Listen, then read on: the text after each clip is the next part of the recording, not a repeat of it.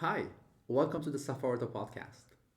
In this episode, I am excited to be introducing you to my friend Marcelina. Marcelina is making a big decision this week. She is quitting her job to allow for more time to travel the world. Marcelina and I have met about 4.5 years ago during a camping trip outside of Sydney. Since then, we had the chance to spend a bunch of time together in Australia, as well as travel together about a year and a half ago in Sri Lanka. In this episode, we'll talk about the uncertainty and the risk that comes with quitting one's job to go travel the world. We'll also talk about her past experiences, her background, her immigration story to Australia, and we'll drill down into the details of the travel lifestyle, how much it costs, and many more related topics. We'll talk about some of the upcoming trips she's interested in taking. More specifically, I will share my advice and tips on going on a Himalaya motorcycle trip in the north of India. We'll talk about the details of doing a safari in Kenya, climbing Kilimanjaro in Tanzania, as well as details about taking a trip to Zanzibar. I hope you like this episode with my good friend, Marcelina.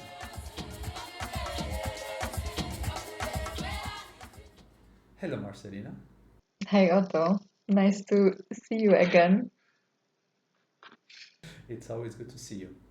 So, in order to get started, I'd love for you to maybe introduce yourself and tell everybody who you are and what your background is. Sure. I'm from Poland.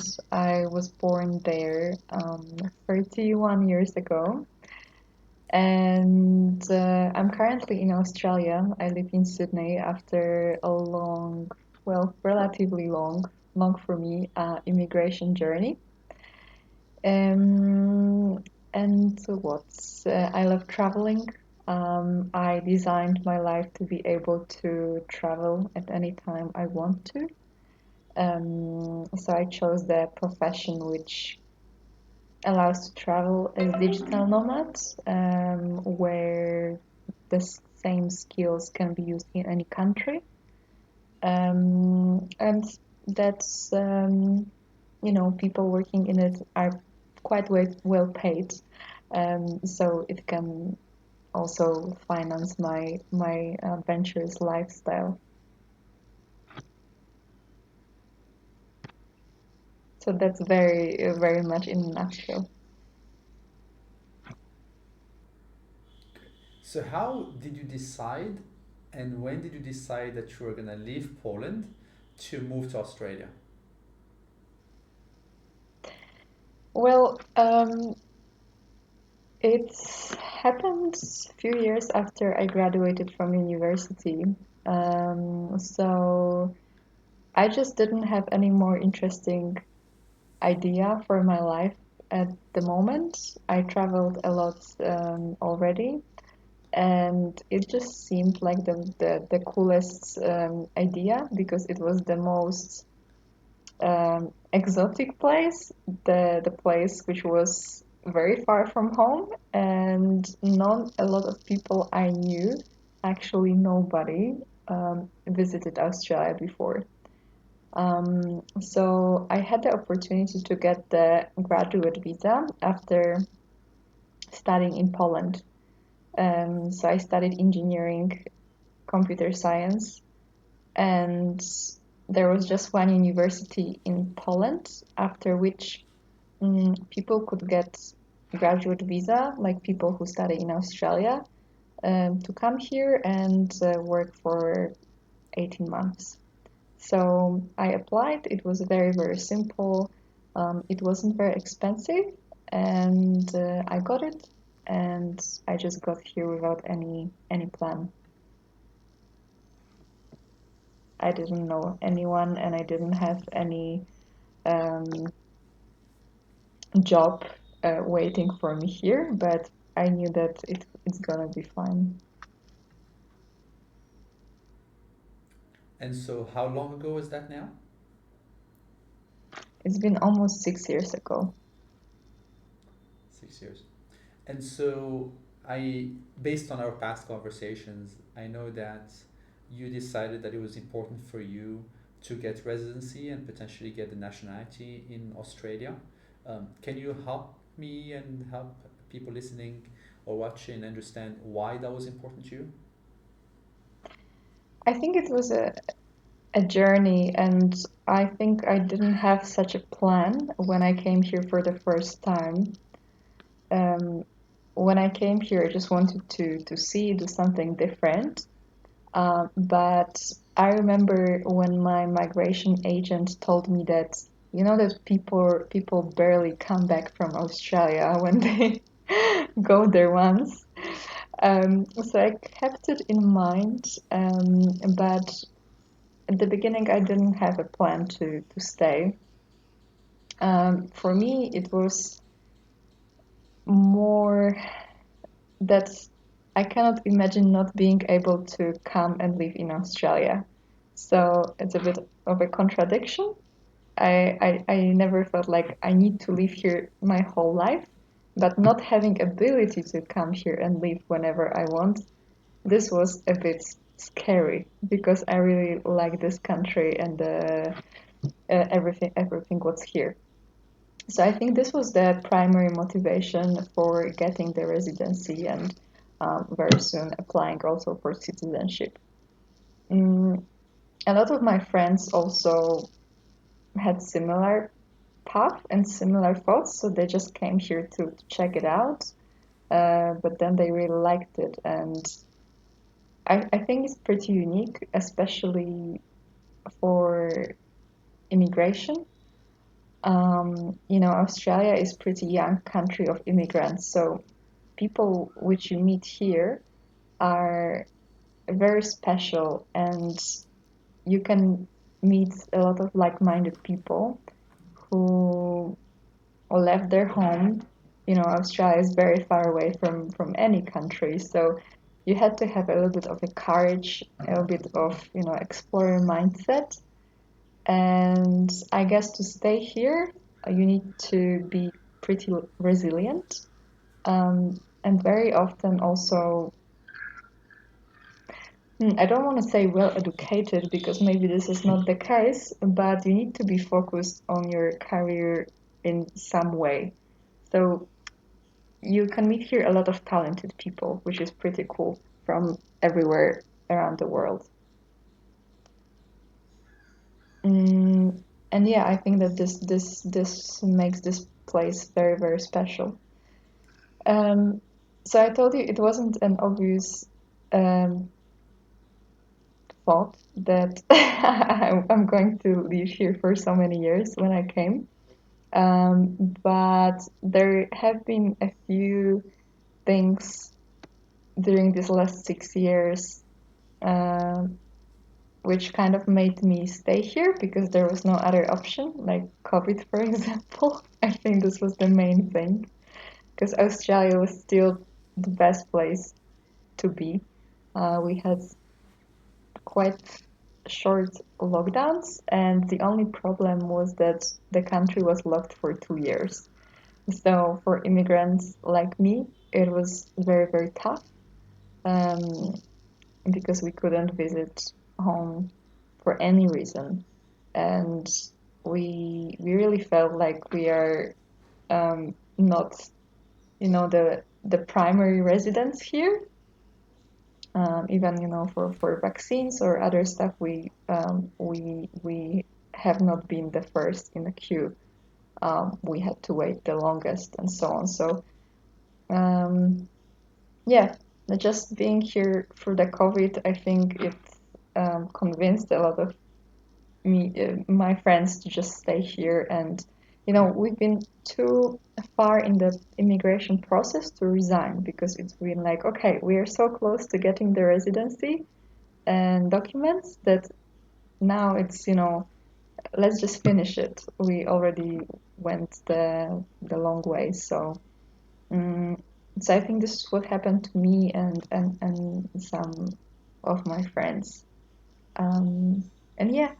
um, I think most of us we met, like we came here maybe 1 year before COVID, and now we are getting the permanent residencies and citizenships, and it's fantastic because each of us put a lot of work to stay here, a lot of patience, um, and now we are finally getting full rights to live our life here and decide about ourselves. And it's just great news whenever somebody says that they got the residency or they were invited for citizenship ceremony. So this is something what we celebrate here um, as a group because yeah, on immigration the friends are your family, so we are supporting each other a lot here. I'm Well, I sure you know can. something about it.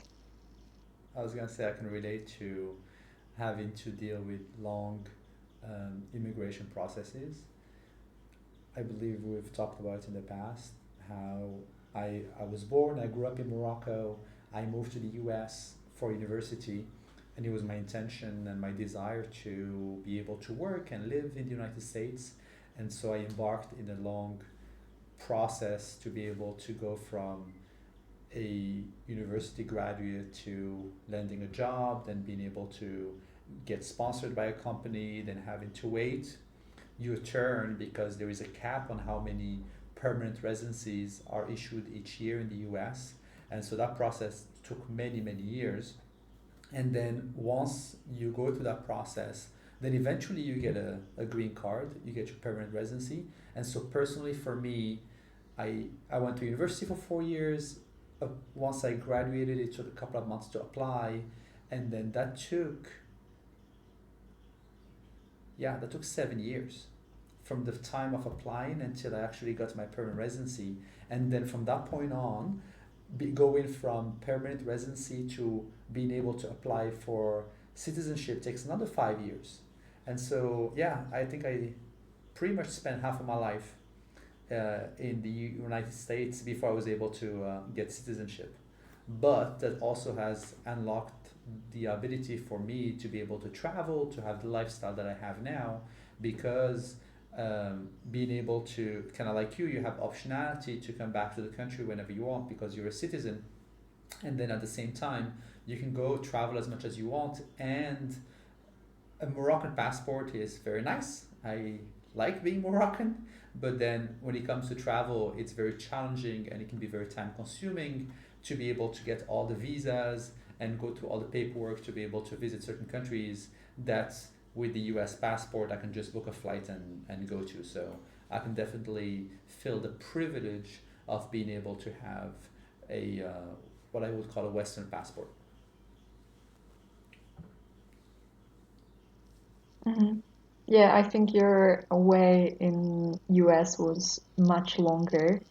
So yeah, it's very interesting. I find it a great life experience to be immigrant because it's very um, it makes you very humble. I don't know if it makes you humble or it makes you annoyed that you cannot decide about your life and you have to live with a lot of constraints. Um, but I think it's a very, very interesting experience, especially right now. There are a lot of discussions around immigration, especially in the US, and it's just not easy. It's just not easy, and people who immigrate really put the work in it. I mean, in Australia, it works like that. I think it's pretty good system because it really tests your ability to survive in a country, and it also like tests if you really want it. I think it would if it was easier. I think it was easier a few years ago, right? It was much easier to come to Australia. Um, People would just come and leave. I mean, people do it still, and I think I think it's amazing to have these open um, possibilities. Like for me, I can right now live in Australia, or I can live in Europe, and it's great to have, plan A or plan B, or we can always even go somewhere else. Mm, yeah. How did you feel when you were going through that process? Yeah, I mean, I totally agree with you that it takes a lot of sacrifices and it's not an easy process to decide to live somewhere else and to leave your comfort zone and the place where you grew up. I mean, when you are, when you grow up somewhere, you have a community, you have a support system, you may speak the language, you have connections, you know how the system works, and you go overnight and you land in a new society where you may not know anybody, you may not, you may not speak the language, you have no support system, you have to figure out how everything works. I mean, even the basic things like, oh, how do I get an ID? How do I get a driver license? There may be people who like, and this is like us.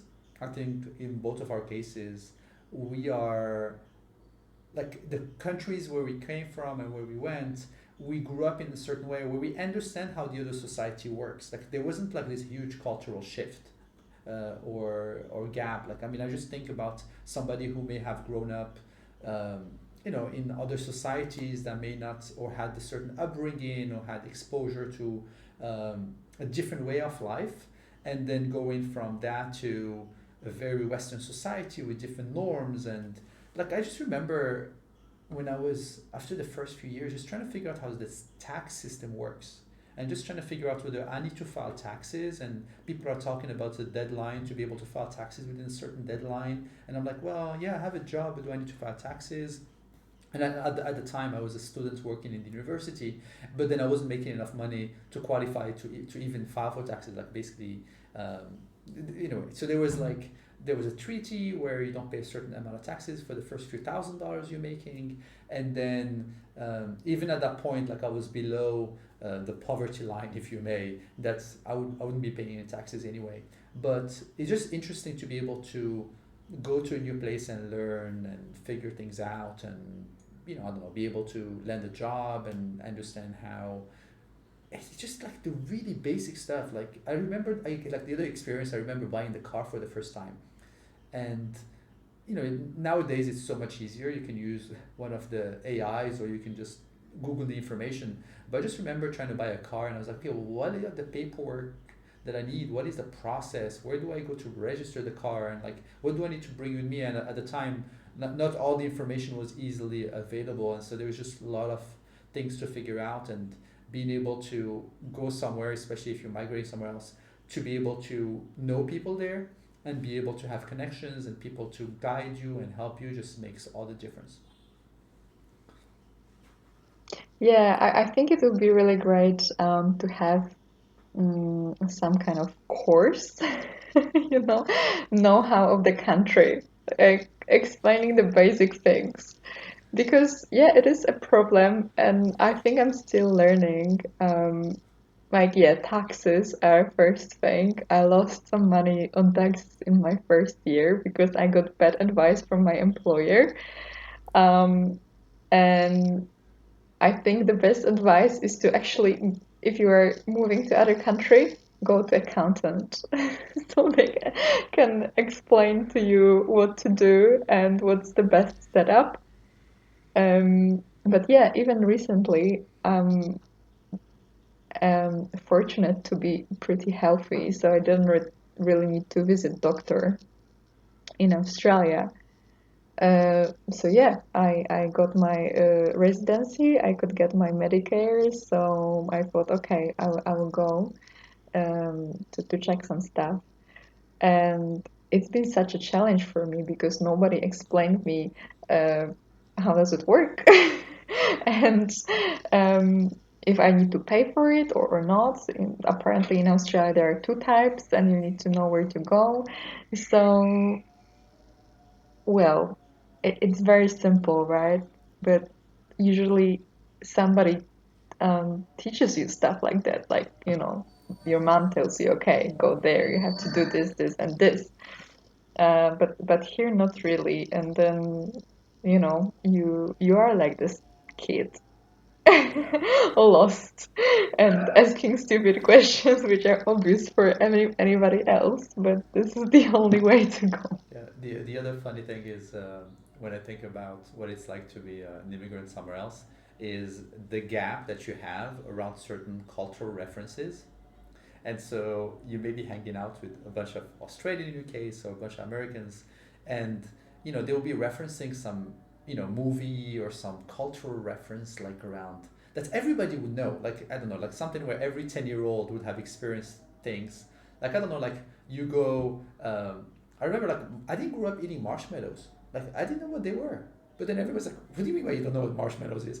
And I can give you like so many examples like that of things where everybody's laughing about a joke and you're like, yeah, I have no idea what you guys are talking about, but yeah, I didn't grow up watching that movie or listening to that band or that music or having that kind of, or even having a general sense of humor that some people understand. But overall, like it's been a personally, I look back at my life and it's been an incredible privilege to be able to get the opportunity to go to the US for me and pursue a life there and be able to study and meet so many amazing people during that my time there. And yeah, I feel very grateful for that.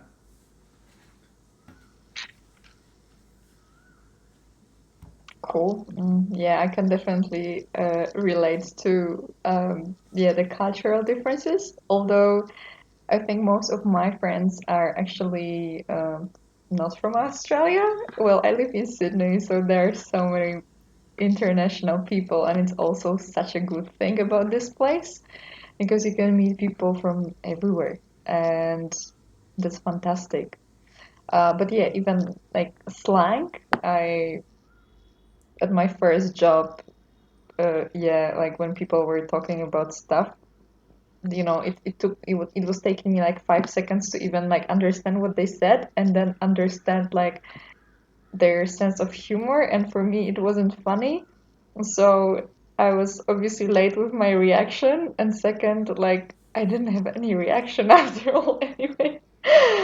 But yeah, it all um, you get used to stuff and you discover these things, but I think first few years or first year and second year are for discovery, and then just take whatever you Yeah. like from that and you adapt. Yeah, the struggle is real. Like I can totally relate. So I'll tell a funny story that I've experienced, which was I remember as an 18-year-old going out around the university, and I would meet, like, as you know, I'm a very social person. I love meeting people, get to know them. But at the time, English being my third language, I had passed my TOEFL in Morocco before I moved to the US. But even though my English was pretty good in terms of writing and reading, speaking was a whole other thing. Because when you land in the US, people are speaking so fast. And so, number one, people are speaking so fast. Number two, my pronunciation is not the best. And then number three, my vocabulary is limited. And so I would meet people, and as long as we're talking about the basic things students talk about, it would be easy. So I'll be like, hey, what's your name? Where are you from? What are you studying? So as long as we stick into these topics, I would be good. We can talk, I can pronounce things correctly, I have enough vocabulary to communicate. But once in a while, somebody goes off topic and they would ask me something about, we're using some words I have no idea what they're talking about. And I always do the same thing, which is, anyway, I have to go. Nice meeting you. See you later. So I will say that and I will move and I'll maybe go talk to somebody else and we'll start the process again. Hi, where are you from? And so, like, Yeah, from the typical uh yeah, topics. Mm-hmm. yeah, fun times, fun Oh, times. yeah, I think you just have to be brave and just talk. I think learning any language is just communication and polishing it when you speak, and then when you read. Yeah, I was fortunate enough to have good English before coming here. But yeah, I also studied in English and worked in English, so it was okay. But then also being surrounded by this language the whole time, it was a bit weird at the beginning, and also like you speak English, but you speak in Europe, and here people speak between themselves, and it's not like, German and Polish are speaking English to understand each other. No, it's actually the person's native language. So it's like, do I have the good, pronunciation? Do they understand me? It's always like, oh, or am I really weird? I don't know. Yeah. But okay, also another topic is conversations of immigrants.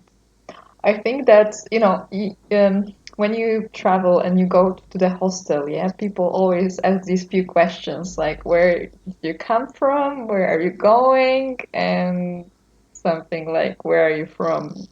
Whatever. So I think immigrants, it's been for years like this that when you meet somebody, of course, you ask like where this person is from, but the second question is, on which visa are you? So it's always the same start of the conversation. Yeah, Sydney is definitely an interesting place. It's such a, as you said earlier, it's such a melting pot, and it attracts so many people from all over. It's a really nice place. I really like that place. I think that if you think about the the kind of people who come there, and some people come and work in a holiday visa, some people come on a tourist visa, some people come on an employment visa. Like everybody's looking for ways to get there, and I guess it attracts a certain type of person, as you were saying earlier as well, around like it's not like migrating to other places that feel closer. Like Australia is way out there. I mean, the same applies to New Zealand, but yeah, I'm a big fan of that place, and I'm glad you're getting your residency there, and soon you can call yourself a Australian. Mm, yes, I'll need to finally try to eat Vegemite, but I think they're actually not checking it on the test for citizenship. So maybe not. Maybe I can skip that Yeah. part. So Marcelina, I'd like to maybe shift gears a little bit. And so tomorrow is a big day. And so before we start recording this, we were chatting a little bit, and we talked about your plans, and I think that kind of um, led to us having this conversation and recording it so we can share it with others. And so, can you tell us a little bit about your plans tomorrow, and what motivated that decision, and what are your plans after that? Yeah. So I still cannot believe in it, but well, tomorrow I'm quitting my job. And I finally can do it. So look, I've been sponsored by my employers for last 5 years. So maybe let's explain what it means. Um, you just cannot quit your job uh, because you will need to leave the country. So this is a condition, right? You always need to be um, with the company. If the company is sponsoring the visa, they pay for it. And most of people who migrate to Australia, they go through this process. So look, like whatever happens in your family, or if you are really not happy with your job, or you want to switch careers, you cannot do it because on sponsored visas there are also certain professions, and you need to like stick to this profession because you accumulate late years working in this, um, and then based on this you can apply for residency. So yeah, I changed jobs during these 5 years, but I still couldn't get any more holidays or didn't really have the freedom to choose where I work too much. Um, so well, getting sponsorship is hard. It's much harder than, getting job with full rights. Because yeah, company has to pay for it. It's extra additional process for them, and they just don't want this burden. So, um, is it easy to find a sponsor? No, it's not. It takes a lot of work and stress and frustration, but it's definitely possible. You just need to spam with CVs and be prepared for massive rejection. Like you've never been rejected before, and even having skills, being the best person for the job. Mm, you need to be kind of ready that, the moment you talk to recruiter and you tell them that you don't have permanent residency and you need the sponsorship, they will just hang up on you. So yeah, this is the process. So you need to be resilient, and well, then also a lot of people um, cannot really grow their career during that process because, well, you don't have any negotiation power, right? The only the most important thing which you negotiate is actually the visa, and there is not much you can do. Obviously, you can try, but well, if you don't get the job, you are not in the country, so well, not much power to negotiate salary or any other benefits. Um, so yeah, it's difficult process, and I've been um, well, my jobs were okay, but um, I'm always wondering how my career would go if I had, you know, total freedom to choose where I work. Um, Not only in Australia, like generally, but also in Australia, how different it would be, and in which place I would be if I didn't have these restrictions, because I think it would be different, and I would be in different place. But I don't know. Yeah, I just decided to um, yeah, finish the cooperation with my current company and go for little holidays because, as I mentioned before, I couldn't really have a break for longer amount of time than normal 4 week holiday period. Um, which, as immigrant again, I usually was spending to visit my family in Europe rather than, just cruising around the world. Of course, that happened as well, but it wasn't, like a full on freedom. So I just after such a long time, I just need a little bit of break and space to reassess what's the plan and also kind of release this stress from last few years because, well, it's been stressful. So yeah, this is what's happening tomorrow. Can't wait. Wow. So, Marcelina, so two thoughts. Number one is we share a lot of things in common. So, as you were talking about the struggle to be able to land a job and find companies that will sponsor you and go through that, I can absolutely relate to that. I remember myself um, literally looking up the um, Department of Immigration's official website, finding the official list of all the companies that have sponsored anybody over the previous 12 or 24 months, going through every single company, seeing which ones are recruiting in my area, like really just like putting in the hours and hours. And then sometimes you come across these great positions where you are well qualified, or even you go to the interview process and you get all the way to the end, and at the last minute they tell you, yeah, we like you, but unfortunately we can only hire people, we cannot sponsor you, we're not able to hire you, etc., just because of your status. And so definitely relate to that.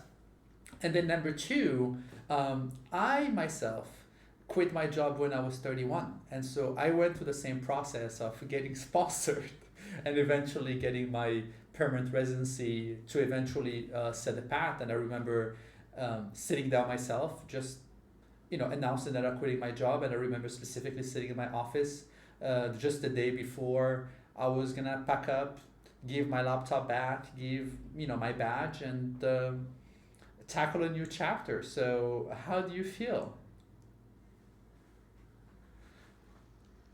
I don't get it yet that it's happening because it's been such a long time that it's a bit weird. But uh, as well, I'm pretty tired, and I just know that also for my mental health, it's very, very important. So, well, I just think it's the right thing to do. I had the plan that after I get the residency, there are still a few things that I had to do in the meantime. But then the last thing is quitting job and taking a break. Um, so it's amazing that it's happening and it's like wrapping up a really huge chapter of my life. And um, also, what, yeah, like huge achievement. It's hard to describe for somebody who didn't go through it. Um, but I think like I could finally, decide about myself again.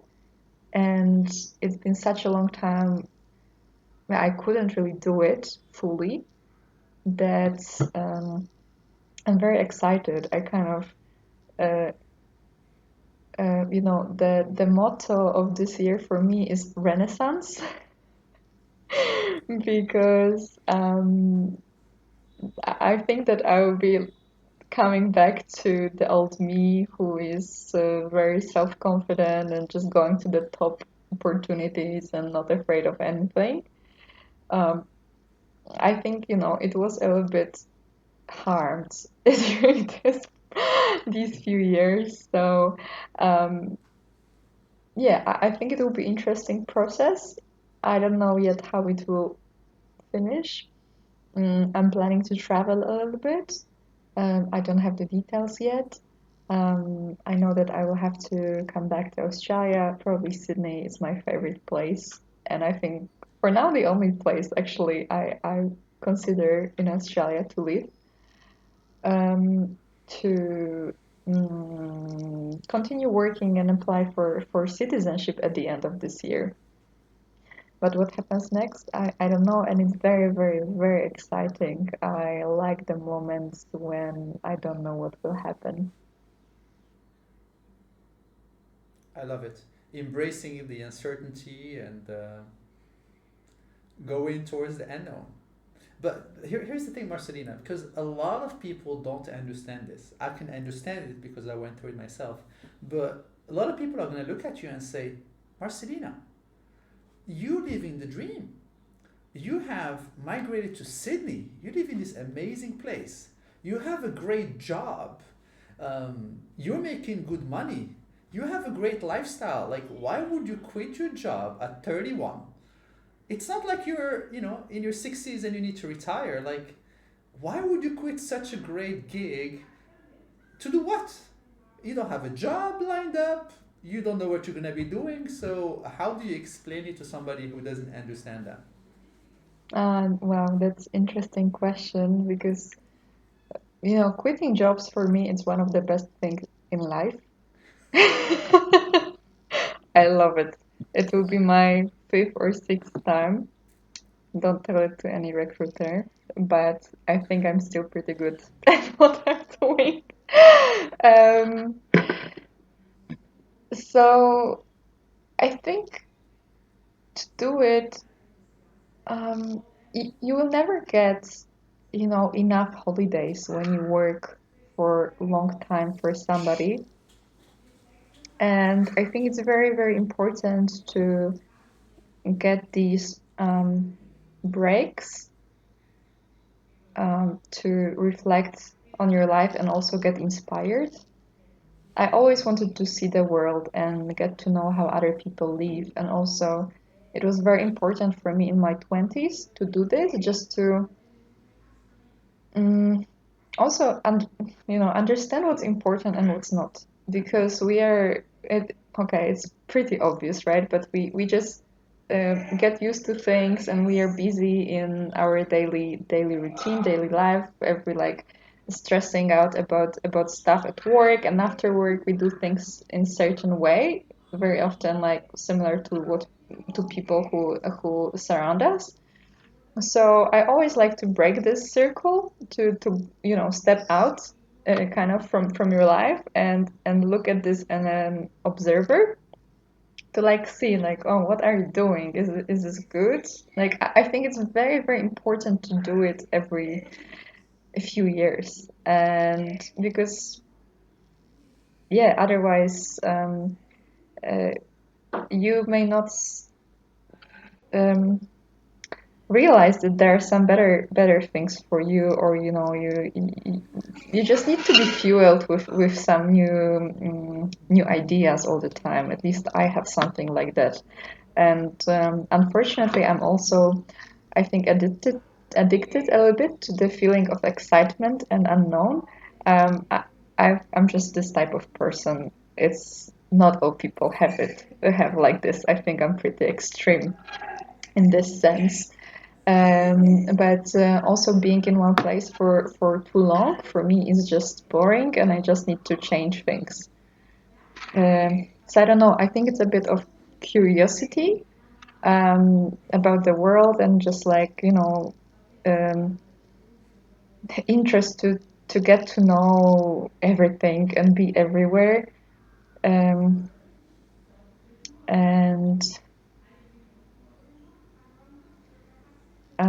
and yeah, I think you also need to have self-confidence that what you do is right for you. Just being very um, self-aware what you want, and not look or listen to anybody else, because we all have different needs, and you cannot be too influenced by people around you that, oh, you have to do things the same way. You don't have to, and I think each person also deserves a break. I know, I think our parents, at least in Poland, that generation, people were working the same job for 25 or 30 years.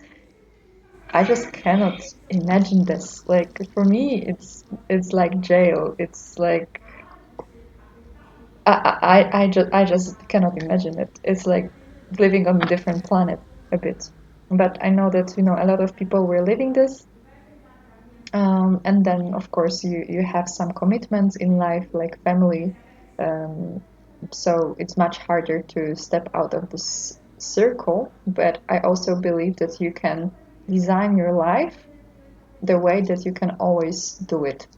So, like not buying too expensive house. So you you just have to be a mortgage slave, um, and things like that.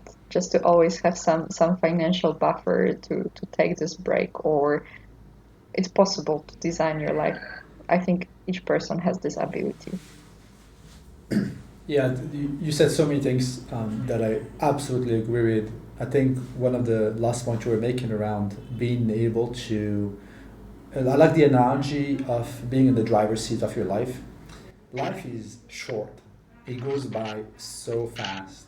And there are so many people who are letting their fears, or they are trying to live a life for others, but being able to really think about what you want and designing your own life, and kind of thinking about each chapter, and being proactive about being in the driver's seat and controlling the journey. We don't always control it, right? Like there are things outside our control. There are sometimes we have responsibilities, or there are things that we need to take care of that limit us from being able to do what we want. But then being able to think about what you want and making it happen is absolutely incredible. And I think that, as you said, you want to travel, you want to see the world, you have all this curiosity about discovering things. And I think that um, that's incredible. I think we live in a amazing time where we're able to do this kind of things. So, and as you said, like maybe our parents' generation wouldn't be able to do this kind of things, but today we have access to information, we have the means, and it's yeah, we never know what tomorrow has planned for us, or like we don't know whether we're gonna be here tomorrow. So it's kind of like being able to live in the present and making the most of it is so critical. But with that being said, in order to do that, well, it takes it's like one of the questions I get all the time. It's like, oh, you're traveling around the world full time. You're going to all these places. Like, how can you afford it? And so let's talk a little bit about that aspect. And so you had this plan of quitting your job, and so, what are the steps you went through to kind of prepare for that? And then, more specifically, like, oh, you're going to quit your job tomorrow. Like, how are you going to make a living? How are you going to be able to afford it? How can you afford to travel? What happens if you don't have any money? So, can you tell us a little more about your plan, Marcelina? That's a very broad topic, and I think it's very, very personal, and it depends on the stage of your life you're in. Many different things, right? I think both of us we have different setup, let's say. Um, so well, this time, look, I don't really mm, I was not saving up to quit, right? I kind of have enough savings to do it, but um, finance is very important for me because finance is freedom, and this is the truth. And each person who wants to, yeah, be independent, they should have it at the top of their mind. And I'm big fan of education, financial education. I was not educated in any way in Poland about investing or, just money management. But I spent a lot of time learning there. Everything is in the internet as well. So we have so many books, especially in English, to learn about these things. Um, So just okay, this is a bit side topic, but I encourage all people to just learn about money. This is very important. Um, so it depends because when I was 25, and I was working in Poland, I was just saving a little bit of money every month. And well, I had some timeline and I knew that I have to stick to it. um, and that's it. This time is a bit different. I also want to set the budget for my this freedom period and just stick within that. But I always wanted to be flexible and live anywhere in the world if I want to. So that's why I chose this career that allows me to be digital nomad and work for any country remotely. Um, I think 10 years ago it wasn't that common. It was mostly like IT or some English teachers, things like that. Um, I'm sure that right now it became much more common after COVID. Obviously, companies are changing their policies all the time. But I think having this job where you can just work with your computer, it's really cool. Obviously, it's not taking time off your work, but at least you can earn money when you change places or you travel, which is great. Um, and obviously, the goal is to earn money in rich country, live in the cheap country, so then you are like king. Um, some people have passive income, but it's obviously related to this topic of investing or actually setting up company, having people working for you. So I guess each person has a little bit different um, financing. I can say. I don't know. What do you think? What do I think about what aspect? About financial aspect of being on the road? Yeah, so I think that in order to afford the lifestyle, it's important to be able to have enough savings. Um, what that does is it allows you not to worry about earning a paycheck every month. Okay, so I tell people, like, think about how much it would cost you to live where you are, right? So let's say you live in Sydney, right? Like, what would you say is a monthly budget in USD to live comfortably in Sydney? Mm, okay, like let's say $2,000. 2000 USD, right? So you can maybe find something a little bit cheaper, but and then if you have maybe more, you can live well. You can live for maybe $2,000 or $3,000, and I think that in the US it's probably a similar thing, even though it may be a little more expensive if you're in places that are like New York, San Francisco. So you probably need a little bit more, but you have to think about what is the budget to live for a certain period of time there. And if you have to look at this area, well, do you have 6 to 12 months of savings? So in case you can't find a job when you quit and you don't have any money coming in, you can still afford it, right? So that's like the first piece that one should have in place. And if you're traveling, a lot of people ask me, like, how much does it cost to travel the world full time? And I'm actually working on a new episode that I'll be hopefully releasing very soon with all the data. So I went back over the last 3 years and I've tracked every single flight that I bought, every single hotel I stayed, every single Airbnb, and I love data, so I have all these charts and all this data. You can look at it by continent, you can look at it by country, you can slice and dice as you like. So there's a lot of insight in there, and I can probably look it up now, but I think like the way I look at the average cost for flights, I think it was $400 per month. So and I move a lot. Like I think I've spent per year traveling full time, spending time in most years I spent time between 10 to 15 countries. Is Yeah, I spend about $4 or $5,000 a year in flights.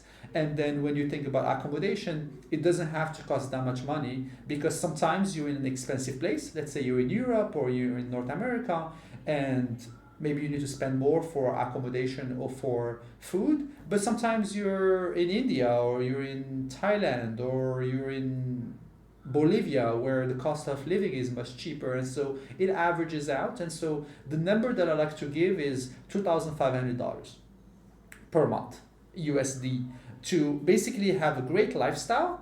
And you have to be budget conscious and you have to think about where you spend your money, but you're not tight. You can afford to do tons of activities, you can catch Ubers to places, you can have your own room and your own accommodations. You can definitely do it much cheaply by staying in hostels, by sharing a room, by splitting costs with other people, etc. But overall, I think that's the kind of budget that I recommend people to think about when they want to have this lifestyle and they want to be on the road traveling to different countries. And at the same time, if you're able to generate revenue and have a job, or you're running your own business, or you're freelancing, or you have some passive income, as long as you're able to generate that, then you don't have to touch your savings and you can just pay for your lifestyle while really just, as some people say, living the dream, being able to go wherever you want to go, spend time in whatever country you want to spend time in, go follow your curiosity and discover different parts of the world. Yeah, I think, $2,500 USD per month is still very generous number. Like, I think you can even do it for half of it, I don't probably. disagree. I don't If disagree. you don't live in, the most expensive places in the world. Um, Yeah, this is looking at the kind of lifestyle that I've personally had over the last years, where by default I am spending a lot of time in places where I'm always most of the time trying to find nice accommodations. Or I would only stay at a place that is highly rated, that has a lot of good reviews. So I'm not gambling around that. You know what I mean? Or a lot of times, like I've been to places that are fairly expensive. I spent time in Switzerland. I've spent time. I rented a van, traveled across New Zealand. I've gone to these places that are more expensive, and I've climbed mountains, and I've gone for experiences that cost more money, where I can potentially spend 12 months just traveling Southeast Asia or traveling across South America, and maybe I can do it for even half the price. But what's been like a lot of what's been driving my motivation to travel is that having that desire to do the things that I want to do and be able to have the experiences I want to have. And like I am not opting out of things because of the budget. It's more being able to say, oh, if that's what I want, if that's what I want, if that's where I want to travel, like I will go do that today. And so I think about it maybe on an annual basis to be able to say, oh, what do I want to do with this year? And by the way, that's like something I think about even from a travel perspective. I never intended to be traveling all these years. I've been traveling now for over 7 years full time, and a lot of it was when I started, it was just like, yeah, I just want to go travel for a few months or maybe a year, or we'll see. And then I keep asking myself that question every year to say, what do I want to do next year? If the answer to that question is I want to travel, then it's like, great, I'll continue traveling. If so, for the last years, it's always been, yeah, I still want to travel and there are places I want to go to. But if the answer to that question is, oh, I want to be in Sydney and I just want to spend my whole time there, and I don't want to go anywhere, or I want to spend time in the US, I want to spend time in Morocco or wherever else, then I will figure out a way to make that happen rather than have this lifestyle. And so once I say yes, I want to continue traveling, then I ask myself, well, where do I want to go? Where do I want to spend time? If I could go anywhere in the world, where do I want to go? Where do I want to spend time in January or in December or in July? And a lot of it for me has also been about spending time in the sun. So many times I have 2 summers every year because I'll be in the northern hemisphere in June, July, August, for example, and might be in the southern hemisphere in December, January, February. And so I love being in places that are warm, and so I tend to opt for those kind of places. And so being able to just design like an amazing year for yourself is just an incredible privilege, and it's been such an amazing journey over the last few years. So many incredible experiences. Yeah, you're definitely inspiring with your full-time year design and that you exactly know how it's going to be. I think I know one more person who is doing it and traveling the whole time, and he always publishes his places at the beginning of the year. Okay, these are destinations, but yeah, like year is very, very short, and especially if you want to know some places in depth, well, you need to spend, okay, the countries are very different. Some of them are massive and some of them are very small, but still, I'm a bigger fan of spending at least 2 weeks in like average size country or even a month, um, just to really know it. Like, yeah, and then how many countries you can do per year. So there are endless possibilities, I Yeah, think. And the world is also changing. It's different when you visit the same place in 10 years. yeah, for sure. Let me show you a couple of things that you might find interesting. So this is the data for the last 3 years about where I spent time. And what you notice is there are a few countries where I've spent a lot of time. So as an example, like over the last 3 years, the country where I've spent the most time is Brazil, where I spent almost 6 months. I've spent, and then you see that I actually did two really long trips. So there was one trip that was for 2.5 months, and another trip that was almost 3 months. I've been to Morocco many times. Part of it is about spending time with my family, visiting my parents. But you'll see there are other countries that I go to regularly, like Mexico or India, or in this case, the UK, Thailand, Argentina, Spain. And all of these places, most of them have been multiple times. And so what would happen is I would decide that I want to go to a certain country, and I'll go there for 2 weeks, 3 weeks, 4 weeks, whatever, and then something will happen where um, we will plan some other things where, as you know, that we have a big group and community of friends and travelers, and we plan trips in other places, and so we're like, oh yes, we want to meet up and hike in Patagonia together for a couple of weeks. And so then that will kind of go in the schedule. Or sometimes there will be somebody, as an example, a good friend of mine just sent me the date yesterday, and so on the 24th of November he's getting married in India. And so now it's like, oh, do you want to make a trip to India in November? And organically, what would happen is all these dates about get togethers with friends and travelers in certain countries will happen, or there will be some gatherings of family for a wedding, or there will be some kind of get together that I might do with my brothers, things of the sort, that will make it that I have to be in certain parts of the world at a certain time, and I try to align the schedule that I'm not just crisscrossing the world all the time. I will, as an example, go to South America and I'll spend 3, 4, 5 months, and then I'll go maybe to Europe and I'll be there for 2, 3 months, Europe/North Africa, or I might go to Asia and spend months at a time. And so that way, it's not.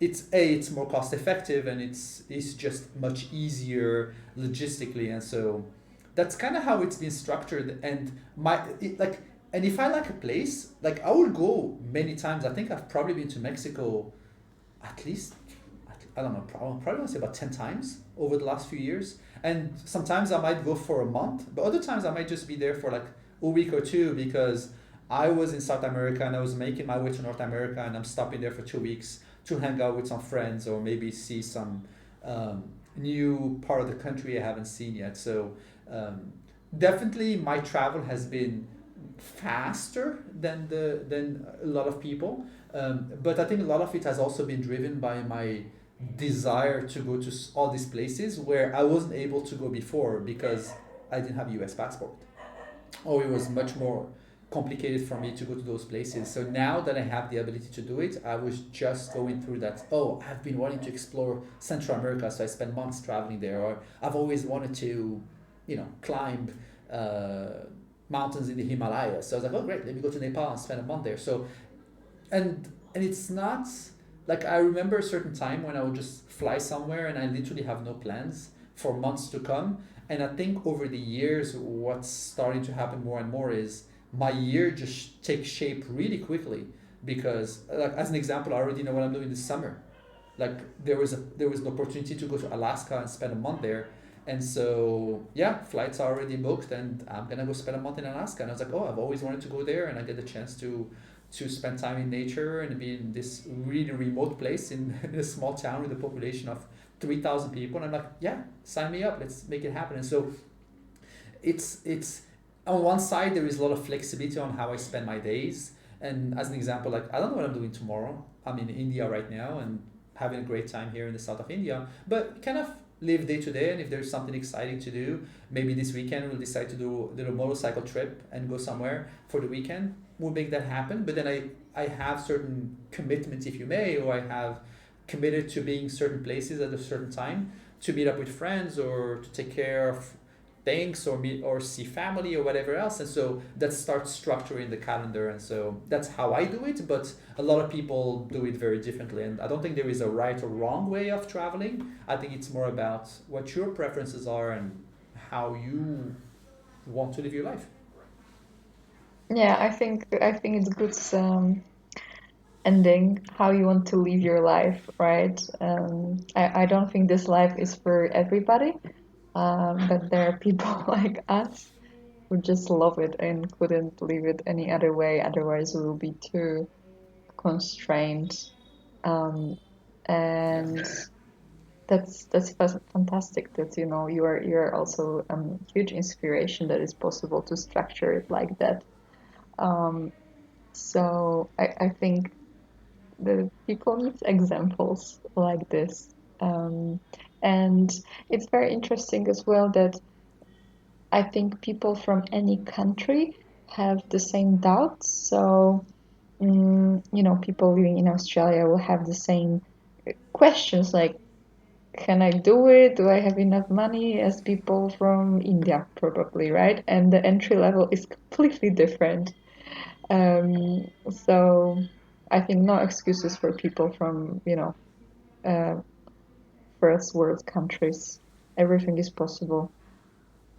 I mean, it's definitely much easier if you're able to earn a living in a country that is highly developed and has high income levels, which means that you can earn a lot of money, save money, potentially faster than if you were in a developing country, right? So I think there is a difference there. The other thing is, not everybody has to quit their job and go do this full time for years, right? But I do think that if travel is important to you and that's something that when you think about your priorities, it is something that you want to do, then you can design for it. So you can start, well, maybe I get so many vacation days every year and I want to travel more. Maybe I can take some unpaid time off to be able to complement it and travel more. Or take a sabbatical. You can maybe take 6 months off and not have to quit your job to be able to do this. There are different setups that people do. Or maybe, let's say, you decide to quit the traditional way of living your life, of having a job, having a 9 to 5 or whatever. You can also just travel and start a business on the go, or you can start a business on the side while you have your day job, and then once you get things off the ground, you can transition to a different lifestyle. But it's definitely not for everybody. You need to have a certain appetite for taking risk. It works really well for people who are naturally entrepreneurs, who want to build things, create things, and fail. Like if you would have asked me, um, I've quit my job 11 years ago now. If you had asked me how I was imagining my future and what my plans are, I was very career driven. I was very focused on building things and being the successful person. I think the travel has changed my perspective on life in so many different ways. And yeah, if I look back, like I wouldn't change how I've lived things. It's been just an amazing uh, opportunity to be able to travel and see the world the way I have, and I look forward to seeing more of it and hopefully some of it together in the coming months and years. Hey, I think you mentioned something important, which is sabbatical. I never took it, but I think this is such an amazing option for people who are not, that risky. That, I'm quitting everything, I'm just selling everything, all my belongings, I'm going, and there is no other way. I think people are not using this option to take sabbatical enough, and they're always scared. I mean, at least from some conversations I had, what the employer will think, and they just take months to even ask. And it's stupid, you can always ask, if it's possible, if you're a little bit not sure, maybe ask for a month or two. It's not a long time, right? And um, you can try one time, then maybe after a few years you can try again, for any period. And I think um, I think nowadays there are a lot of companies and people who understand that it's important, and I think for both parties it's better to just keep this working relationship, than just like go separate ways. So I I think I think people are, a bit scared to ask about it, and I think it's amazing option actually. Yeah. I mean, the other thing that I was going to maybe add to that is there are very few people who regret not having worked a little bit harder in their job. I think it's very important to think back, or rather think in the future and look back and say like what life do I want? Like, I don't know, 20, 30, 40 years from now when I look back, I mean, if we're still around, of course, um, it's like, is there anything that I wish I would have done? And I think for me, one of the sayings that has always resonated with me is you miss 100% of the shots you don't take. And so to go back to like quitting the job, one of the main reasons why I quit my job is I didn't quit my job to go traveling. I quit my job to build companies and to build startups. And I had a very good career. I had a great job, great manager. I was getting great pay, and like the opportunity cost of quitting your job is high. Like it's just simple to just stick with the job, and I had a job with a large tech company with all this invested stock, and all I had to do was just stick with the job, take my really nice paycheck every month. I had great benefits, and I had all these stocks that I would get every year as long as I stayed at my job. And so I had to like, you know, remove those golden handcuffs as people describe them to be able to say, oh no, I just want to go do my own thing. Like and the thing is like if I just had stuck with it, like I would have a lot of money in my bank account that I don't have today in my bank account, right? But then when I thought about the future and I looked back, like having more zeros in my bank account didn't define what success was for me or what happiness was going to be. And I was like,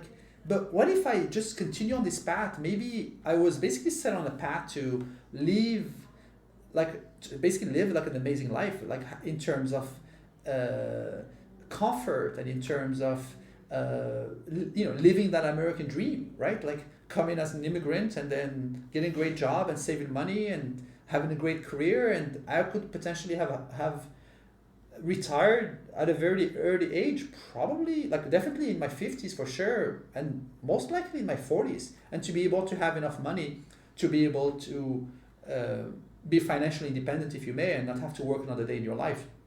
But like I do think that it's important, and I actually value being in a position to be financially independent. But the decision equation that I went through at the time was, is that what's more important, to get to that point of being financially independent, or maybe getting to it a bit later, and maybe a few years later, or maybe a lot longer. But it was more important that I write personally my own story and try the things that I want to try. And a lot of it for me was to just quit and build a tech company and try startups and fail. And I have failed multiple times, but then I keep trying. And I just love that lifestyle and that pursuit of trying to build things. And as you know, I'm working on a new startup now to around the travel space, and I'm very excited about getting that off the ground and making it very successful. And I'm very confident that it's gonna work. But if it doesn't, it's okay. And yes, potentially going and working for a large tech company and making more money and having more savings and it's very appealing. But I just say that, you know what, I would rather just try and fail, and then maybe later I can get back on the hamster wheel and get a tech job and just kind of rebuild my finances and have more savings. But I don't know, life wouldn't be as exciting. And I'm definitely happy with the choices that I made, even though they're not as financially rewarding as those other options would have been. But I don't think that's what life is about, and I don't think that's what makes me happy personally. So Yeah, I think it's good to realize that you can always jump back on a hamster wheel. It will always be there for you. It's not going anywhere, yeah, and it's not difficult to go back, really. It's not. It's just like switching, and that's it. yeah. Um, yeah. Oh, you mentioned the financial independence, and obviously, I think people like us are obsessed with it, just to get freedom as quick as possible.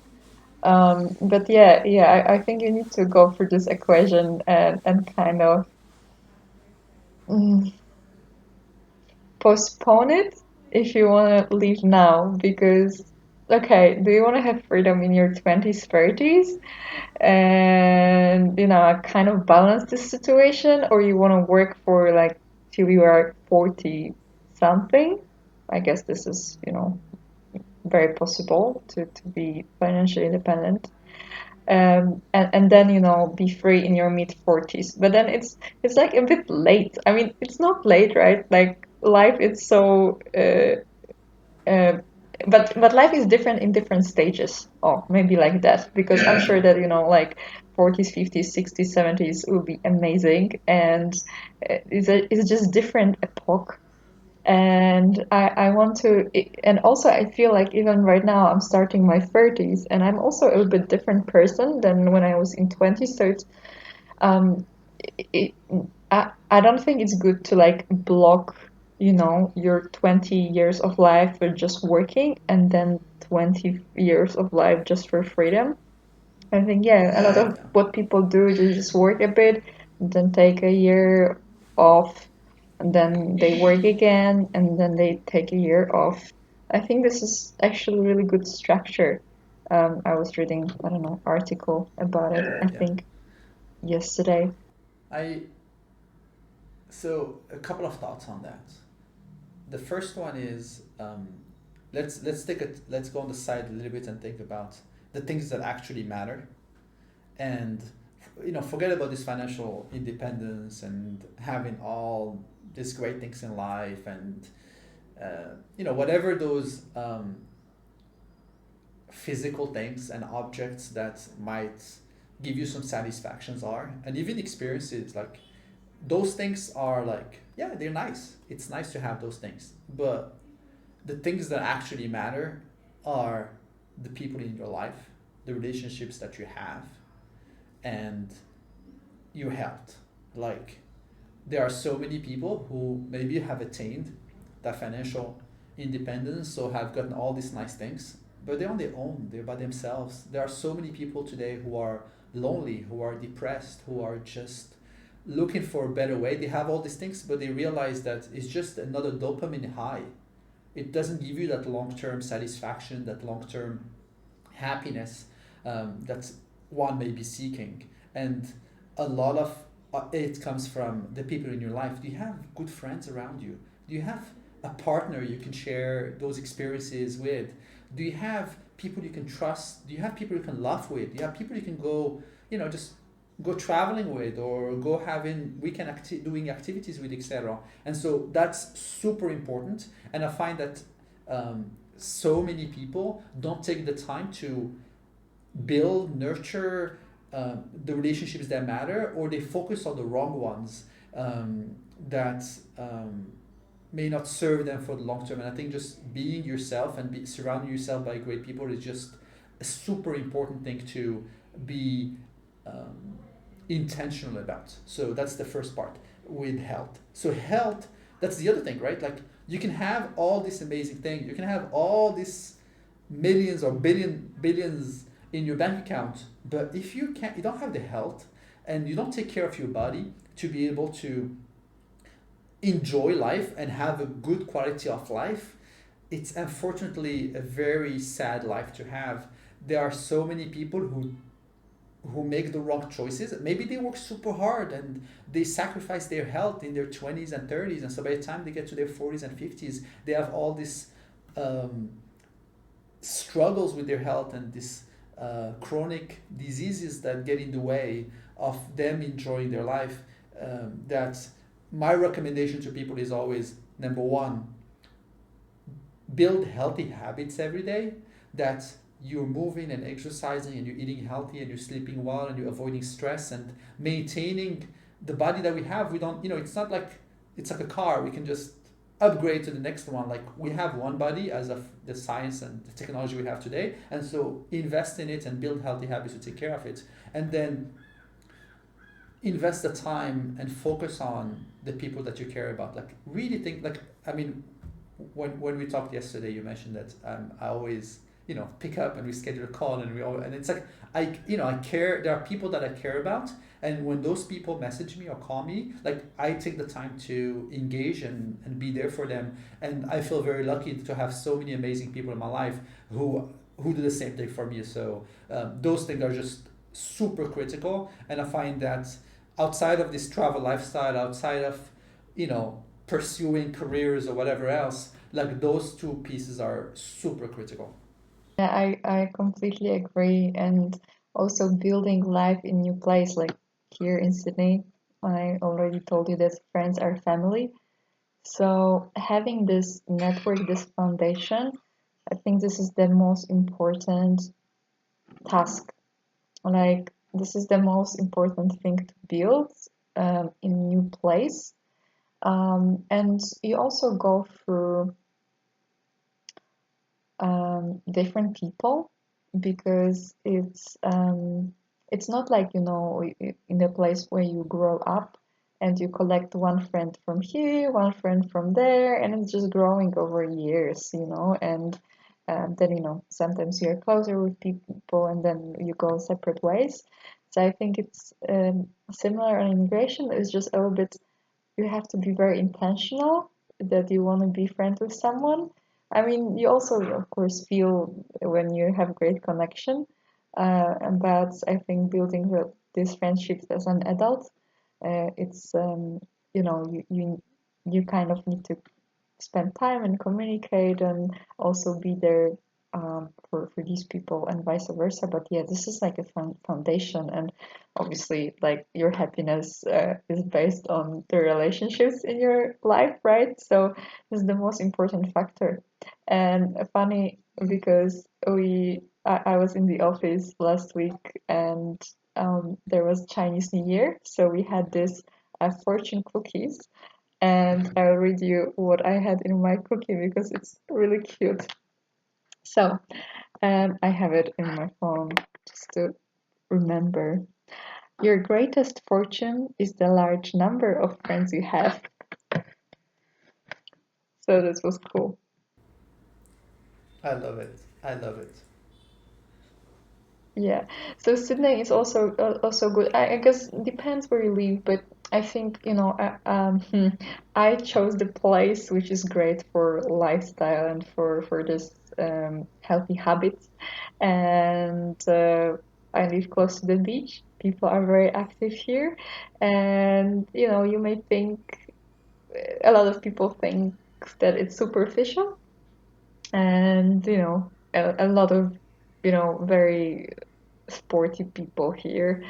Um, but it's actually, it's great because it motivates you so much to actually exercise, and it's fantastic in Australian lifestyle. It's very, very different from European, that you actually wake up early and you go to sleep early and you do things in the morning. And it's so different. It took me years to even adopt it in any way. Um, I don't wake up at 5 a.m. still, but from time to time, you can find me in the morning in the ocean. Actually, today was the day. Um, I went to have a dip in the ocean before work, and a little bit of sun, it just gives you so much happiness. Um, and yeah, seeing these healthy people, it just motivates you. So I think it's really cool place if you're looking for mm, such quality of life. Obviously, it's also Yeah. not cheap, right? So it's a bit like work hard, party hard place, but it's definitely rewarding. Marcelina, I want to take us on a different direction, and maybe talk a little bit about travel. There was one thing that I know we've talked about in past conversations was some of your past experiences with travel. And one of the things that I'd love to hear about is number one, just tell us a little more about the travel that you've done in the past before you decided to move to Australia. And then number two, I'd love to hear your experience solo traveling as a woman. That's a topic that I talk about with many friends, especially women, and a lot of the question or advice I get asked about is, oh, like, what is it like to go there as a woman, and is it safe? So do you mind sharing some of your experiences about that? So um, obviously, I started traveling from Europe, and it was a very low cost. So um, it's very interesting because I think Poland is like very in Poland it's very popular, but I don't think in any other part of the world it's so um, popularized hitchhiking. So we're a nation of hitchhikers for some reason. I mean, the reason is mostly that people didn't have money. Um, it's a big difference between Western Europe and Poland. I mean, it used to be, now it's still, but not that as big as in the past. Mm, so to go anywhere, like yeah, I think previous generations were doing this, and when I was student, it became cool to hitchhike because we even had the hitchhiking competition from universities. Can you imagine? Yeah, like it was always in couples. So you sign up.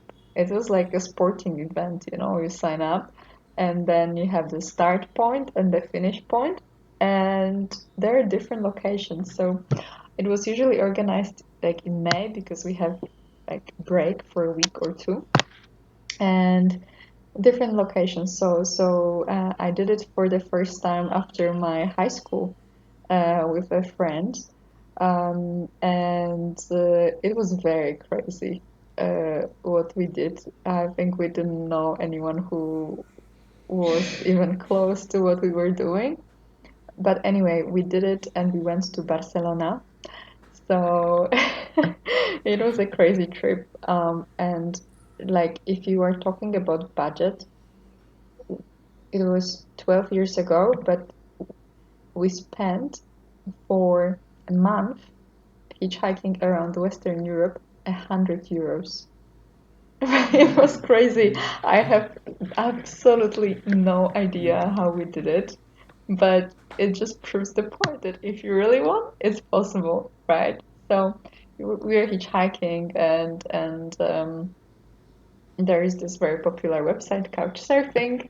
I don't know what's happening with Couchsurfing right now, but I was using it a lot. So obviously to sleep in other people places. It's a website for travelers. You can host people, you can travel, and Couchsurf. So we've been doing this. We had a tent and we're just camping if we couldn't find a place. But there are also obviously different ways like volunteering and stuff that don't need money. So yeah, obviously Europe was the starting point, and then after university, I took it was my first longer break. I think 8 months. I went to Latin America, different countries. Amazing time. I always felt like my heart belongs to Latin America, and I still do. So this was this part of the world, and then I don't know. It was different parts of the world in Asia. Actually, when I was also, I think after first year of university, I went to China for 3 months to teach English. And so, just as an exchange. And yeah, different countries in Asia, and then obviously Australia. Not too much Africa. I've been only in Egypt, but I would love to go right now during this break. So that's it.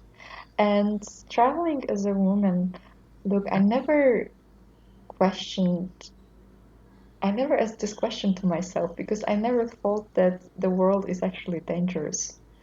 Um, so I guess it really depends on the country, but the world is really not as dangerous as it's in media, for example. And I think you have to be quite assertive. So this is something what um, also shaped me a bit because like you have to be confident and know what you're doing, or also communicate well and not be afraid to talk to people. But also if they are behaving in weird way, or actually they can uh, make some uh, propositions, let's say, because obviously it was happening to me. You just say no, and that's it. And nobody pushes you to do anything else. So I think, look, if it comes to like some harassment or stuff like that, didn't really happen to me. Um, I mean, yeah, it happened, but it can happen um, in any place. I mean, it doesn't happen in Australia. Australia is super politically correct. But even some construction workers, which are, I don't know, shouting on you in Poland, like, is this different than, you know, something similar happening in other country? And this is like norm. It's been, I mean, not the norm, but it was happening. So, well, I actually think that in many countries it doesn't happen. So, mm, yeah. Yeah. No, that makes sense. I think you mentioned the thoughts around like being assertive, like learning how to say no, creating your own boundaries, being able to. Uh, I don't think that everybody has that skill set, and it's an important skill to develop because when you're traveling on your own, especially as a woman, you have to learn to, um, you know, deal with strangers all the time, dealing with being uncomfortable, and yeah, in certain it varies greatly from one country to the other, but definitely certain countries where there is more harassment of foreigners or tourists in general because people are trying to sell you things. They're trying to get you to buy the next tour or trying to sell you a product, and there are a lot of scammers and in many places, and so being able to deal with them in general is a good skill to have, and especially as a woman when you have a bunch of guys where in certain society, in certain culture, it's very common to approach women or to harass women in general. So it's good to be able to learn how to develop that skill to be assertive and show that you're not interested and that you want to be left alone, etc.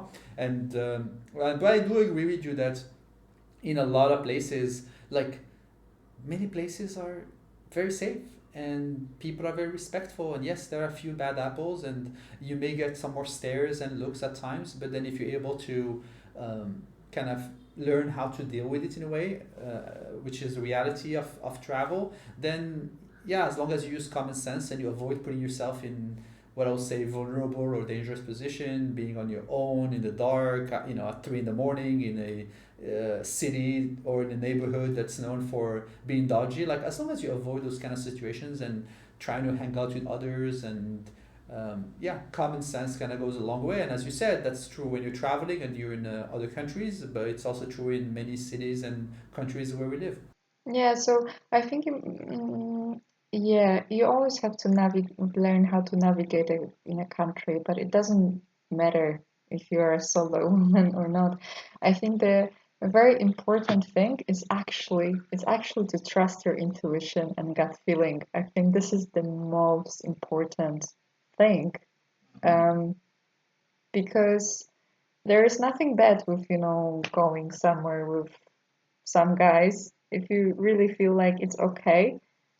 um I mean, I don't know, maybe I'm a bit naive as well. I think maybe I was, and actually I don't mind it, um because I'm definitely not um super cautious, or I'm not looking for a problem where there's no problem. I believe that people are pretty happy to show you around and stuff, and I'm also very normal with that guys are interested in women. And also I think it's good to accept that this is normal thing and this is how the world works, and that's it. It's like in your own country where you go to the bar, or I don't know, some guy will approach you and like start chatting to you, and you just are not interested or something, and that's it. It's nothing dangerous in this situation. This can happen in other countries too, and maybe they're even more curious about you because you're this foreigner. But I think another important thing is actually clothes and how you look. um I mean, just don't just be normal, act like a cool chick, not as like a sexy kind of woman who's traveling and now I don't know what.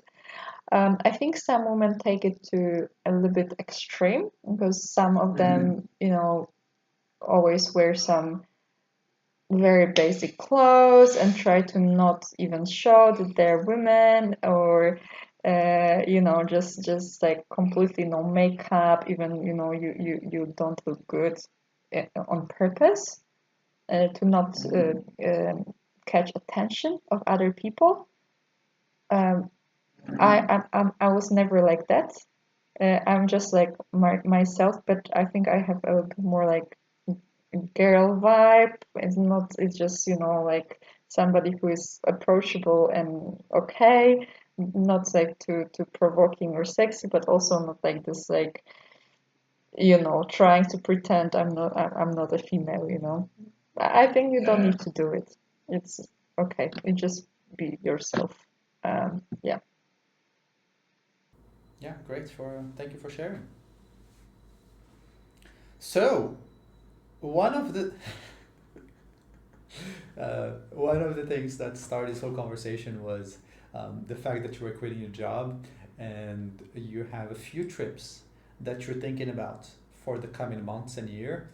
And so you wanted to go to do a motorcycle trip in the state of Ladakh in the north of India. You mentioned your interest in going to Eastern Africa and potentially doing a safari and climbing Kilimanjaro. And you asked me about my experience having been to those places and any advice that I had. And so, one of the things that's led to us recording this episode is um, I gave you the choices. Do you want me to just send you all my recommendation, or first to schedule a call to share that information with you, or whether we should just maybe set up a podcast episode so we can chit chat a little bit, and then potentially share those tips and that experience and that advice with more people who may be interested in the same trip. So, did I cover the right trips? Were there other ones you're interested in talking about? I think there are so many topics, but I think these are the things which were on my bucket list for a very long time.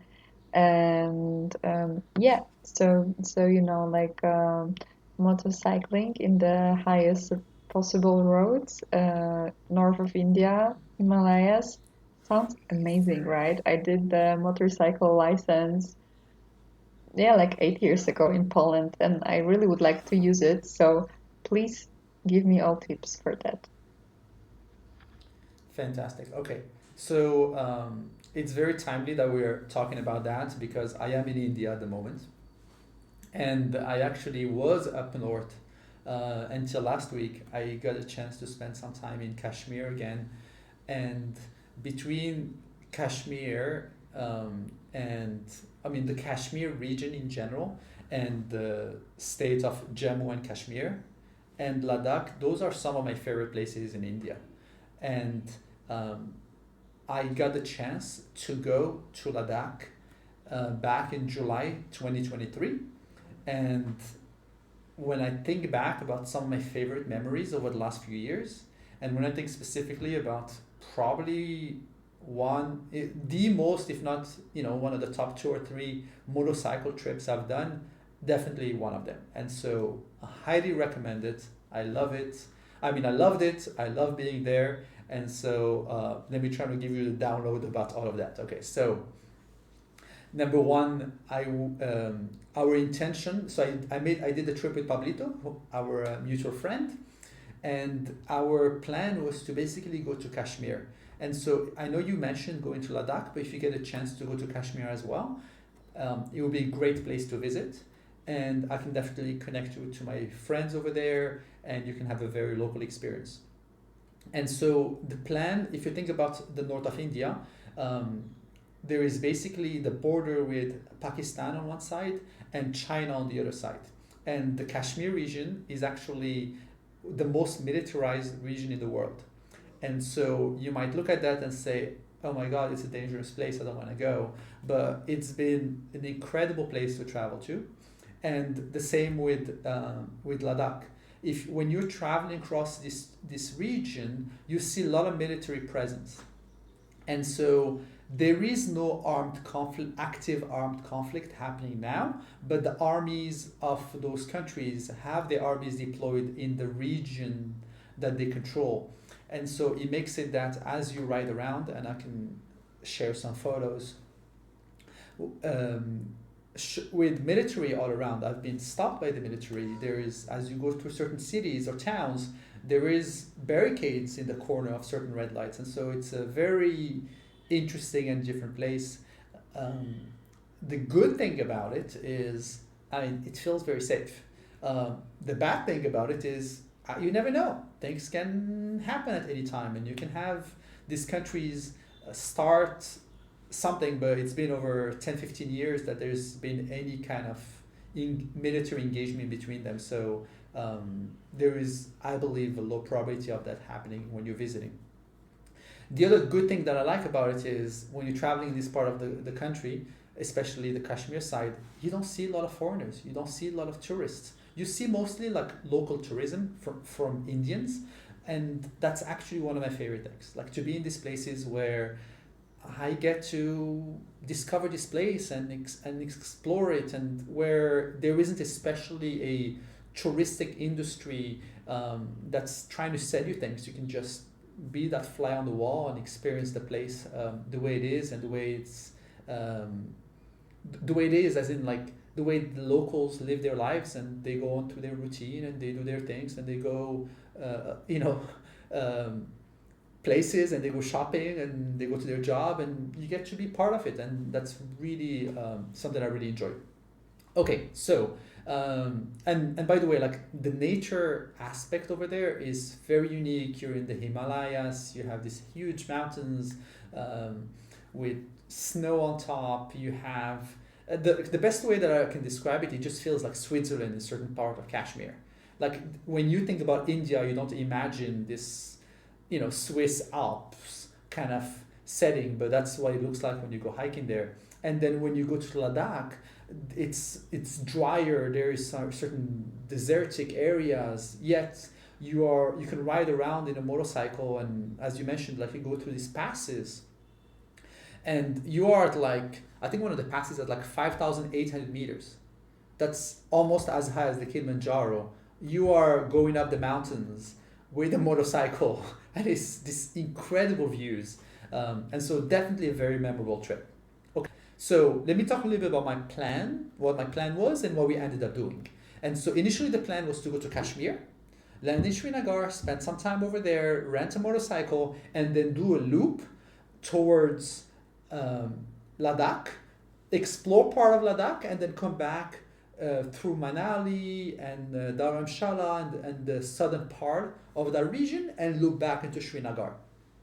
We had about a month, and we had spent a bunch of time exploring Kashmir already. And what we decided to do, for two reasons. Number one, because of the weather, we did this in July. And my recommendation to you, Marcelina, is to try to go there in that June, July, August timeframe if you wanna do a lot of motorcycle riding, because of the weather. It's probably okay a little bit earlier. It's probably okay a little bit after, but then definitely don't go with a plan to do a long motorcycle trip in like the December, January, February timeframe, just because it's a lot colder, and potentially you have more snow, slippery roads. So definitely would recommend it during the warmer months. And the thing is, there was going to be a bunch of rain in the south part of the road trip. And then when we looked at it, there were specific areas that we really wanted to spend time in. And there were just this long drive that we weren't especially excited about. So what we decided to do is to spend more time around Srinagar. And so what we did is we rented a motorcycle in Srinagar, and then we explored by motorcycle the region around. Specifically, we went to Gulmarg, which is a beautiful little town, a couple of hours, maybe like an hour to two away from the town.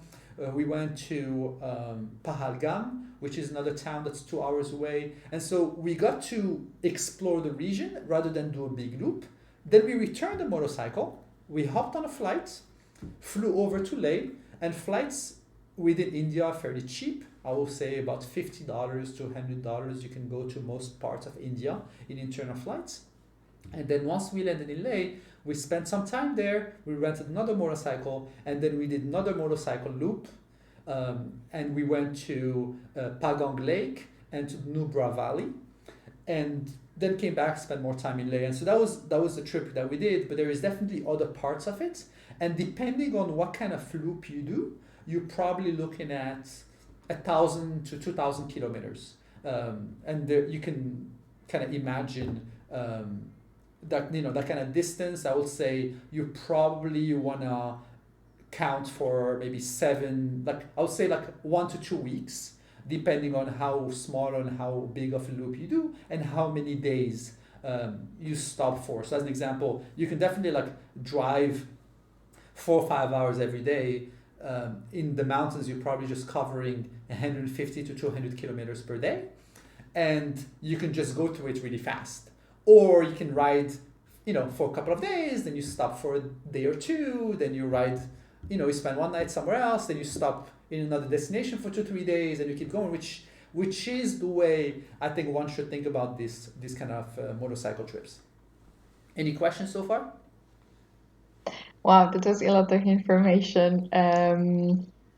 Yeah, I have a question. So, how to rent a motorbike? And because I know that the Indian brand Royal Enfield is very Yep. popular up there, but like how to organize it? Great question.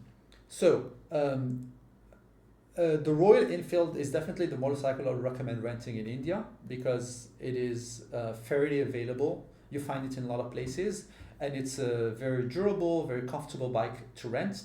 For this kind of motorcycle trip, I would definitely recommend going for the Himalayan or the Scrum model. It's 411cc. Um, we rented, that's the motorcycle that I rented for myself, both in Kashmir and in Ladakh. The cost was back in about a year and a half ago was 1,500 rupees per day, which is about 17 US dollars per day. So that gives you a sense of how much it would cost. Specifically in Ladakh, there is a cooperative called the Ladakh Bike Rental Cooperative, and they will set the price. They have this price sheets for all the motorcycles, and all of the agencies that are part of this cooperative have to rent for a minimum of that price. So you can expect, and that was the price set for the bike that I was renting. And some agencies can charge you more, but you can negotiate and get that price fairly easily. My recommendation to you when to rent a motorcycle in India is to send a message to a bunch of agencies that you can look up on Google Maps and find the ones that are well rated, and then reach out to them via WhatsApp to acquire about a few things: pricing, deposits, and then potentially reserve a motorcycle for you. Don't stop there. This is India. India is a amazing but a very interesting place around commitment and around expectation and customer service, which means that even though you may reserve, I recommend you go in person the day before and potentially have option one and option two. So potentially have two potential service providers you may choose from. And so you can negotiate and agree on a price via WhatsApp, but you can go in person and do it while there. So in both cases, I've interacted with people via WhatsApp, but also just showed up and talked to people. And one of the things that I definitely want to recommend you do is check the bike you want to be riding. So ask if it's available, ask to see it, look at how many kilometers are on it, see what year it is, and then make sure that you test drive it, that it works really well, check the brakes, check the lights. And so you want to make sure that you're getting what you're expecting, especially if you're planning to go for a long motorcycle trip. You don't want to be riding for a couple of days and have the motorcycle fall apart on you. The other recommendation that I have is request a luggage rack and some ropes to attach it, as well as a phone holder that comes in handy. And so most of them have them there, or you make sure that you get one of those motorcycles that already have it set up. The other thing that comes in handy is asking for a jacket. So as an example, the place that we rented in in Ladakh. They just gave us jackets free of charge. The owner was very nice. And sorry, 1 second. All right, we're back. We had a little bio slash technical break. Now we're the camera is up and running again. I got to turn off my AC for a second because it's been freezing here, and we continue where we left off. Yeah, so we left on the highest road, Yes, and they gave me all tips how to get the best deal on great. the motorbike. So that will get you the motorbike. Let me think. Um, Another thing to think about is um, to like it's better to travel with somebody. I think a lot of it is from a safety perspective. Not so like I think it's a safe place to travel around. Like people are not gonna bother you. The whole time we were there, we weren't stopped by the police or it's not one of those countries where you get pulled over a lot. And India can be a very messy place when it comes to traffic. But when you're doing this motorcycle trip, maybe a little bit in Srinagar, in most of these places, you're in towns where there isn't a lot of traffic, there isn't a lot of people. There were days when I'm riding around and I don't see or come across anybody for half an hour or 1 hour. You just by yourself in the mountains, which means it's actually better and it's safer to be with somebody in case you have a mechanical problem. I don't know, you ran out of gas, you have an accident, and you also have to remember that you're traveling at altitude. And so Leh, which is the main city in Ladakh, is at 3,500 meters, and you're going up to over 5,000 to over 5,500 meters. And so it's good to just from a health perspective before you start a trip like that, when like get used to the altitude, and then as you ride around, be mindful of not traveling up really fast because you can start having headache and you can have some altitude sickness. Yeah, yeah. I wanted to ask you about this because obviously when you hike and you're on this altitude, there's a huge difference, right? And you need this time to accommodate into this. Obviously, I guess it's different walking and riding motorbike, but is this really, can you feel this difference? And does it affect how you feel riding? Yeah, Or not too much. the answer is absolutely if you're not mindful.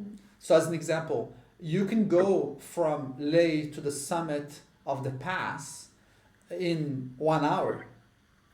But if you were hiking, let's say it may take you like 6 hours, and so you're going up in altitude little at a time, and and you're taking a few breaks, and so your body can get used to it.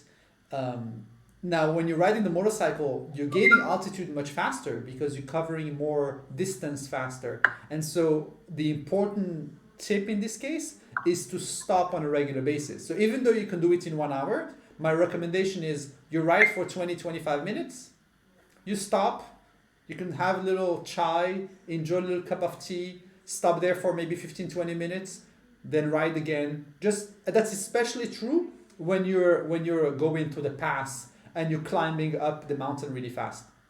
But before starting the trip, for example, if you're in Ladakh and you get to Leh, let's say you fly to Leh and that's where you're gonna start your motorcycle trip, then spend a couple of days adjusting to the altitude first, and then once you feel comfortable, then start the trip. So if you fly from sea level to Leh and you get to 3,500 meters and then you pick up the motorcycle the following morning and you take off and you're at over 5,000 meters, it's very risky, and you may get symptoms of you might get headaches, nausea. You don't want to be in this kind of feeling when you're riding a motorcycle for hours at a time each day, and it can be very dangerous that way.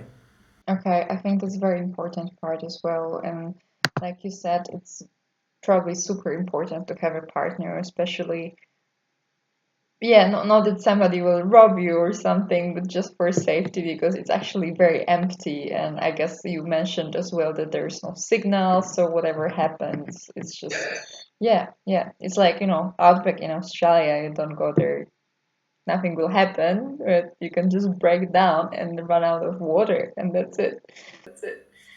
Yeah, 100%. Yeah, the one of the great things about this trip is you're disconnected. You are in nature. You have these incredible vistas, but yeah, as you said, there isn't signal in many places, and you have to rely on yourself and potentially your partners. One of the things that I know you asked me about is, do you go with an agency or do you go on your own? My preference is always to do it on my own if I can, because I like the flexibility of being able to make my own schedule. I can decide to spend more days in certain place if I like it. We can change routes, and I like that flexibility. And so what I did is I looked up a couple of agencies and I looked up what the price would be. So um, one of the things that we talked about is one option, and what one common thing that people do is they either go to Leh and they will do a loop there that will go to Nubra Valley, Pagong Lake, and to Henley, and you can explore around that area. That's typically done. I looked up the option for one of the agencies. They do it in 7 days, which is 6 nights. And this agency has like a discounted rate for Indians, but for foreign nationals they charge $800 for the 6 nights. And if you want to have your own room, you have to pay an extra $175. So let's say the trip for 7 days and 6 nights is about $1,000 USD.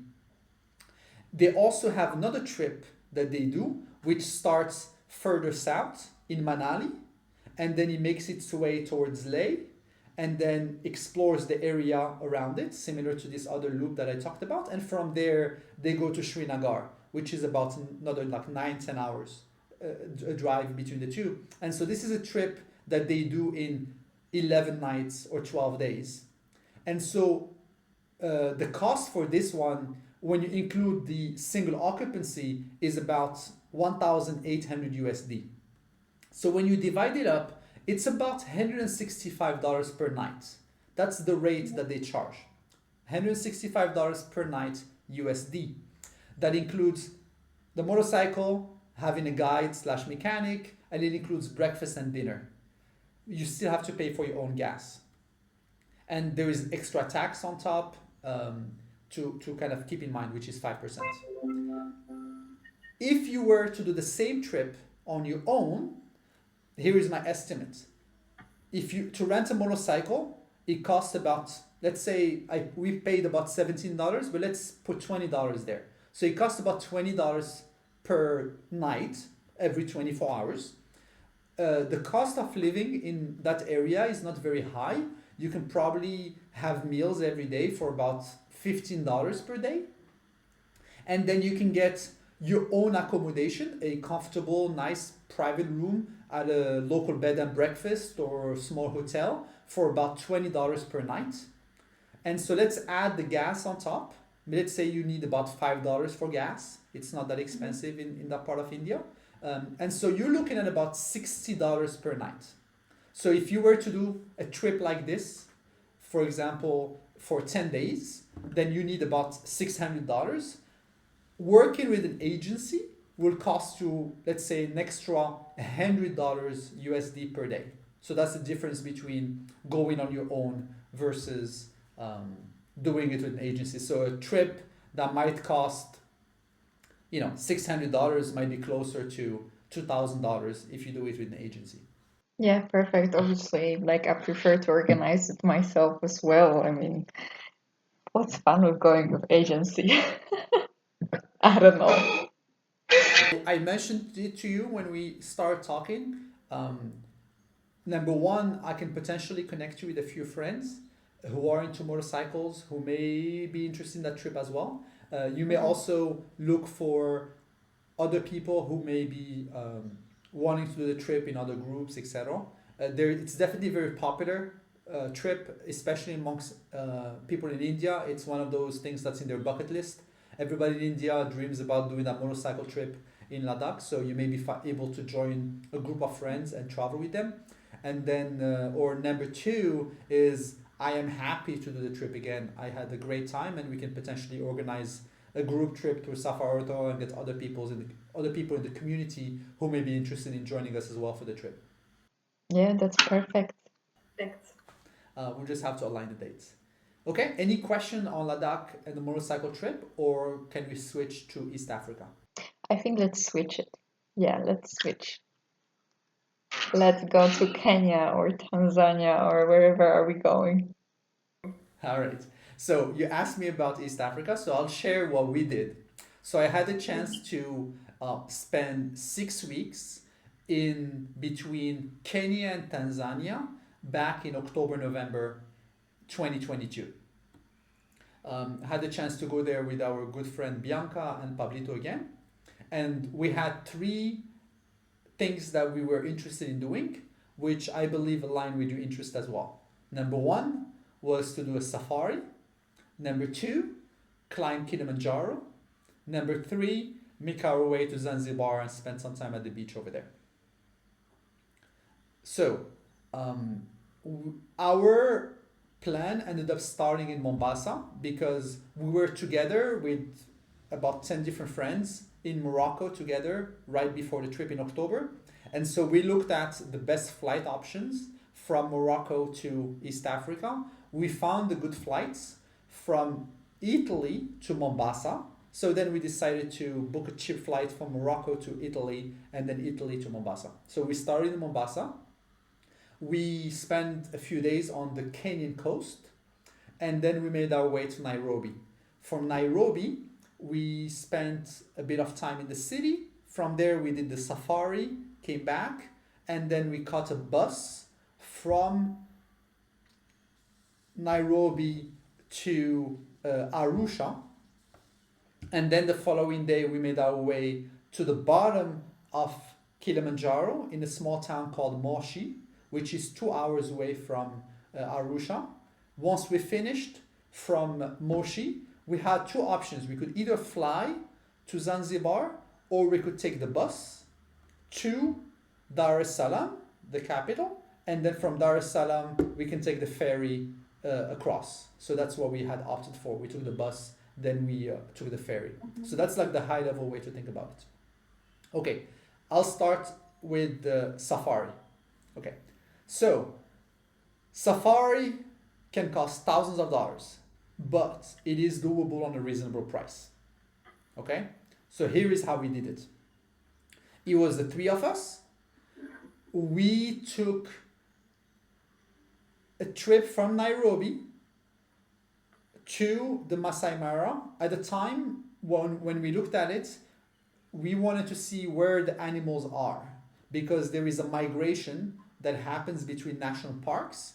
And in this specific case, in the Masai Mara, which is between Kenya and Tanzania, sometimes the animals are more in the northern part of the country, in the northern part of the park, in the Kenyan side, but other times of the year, they're further south in Tanzania. And so I think it's important to look at the dates you're interested in going to see where the animals are to increase your likelihood of seeing all the animals you want to see during the safari.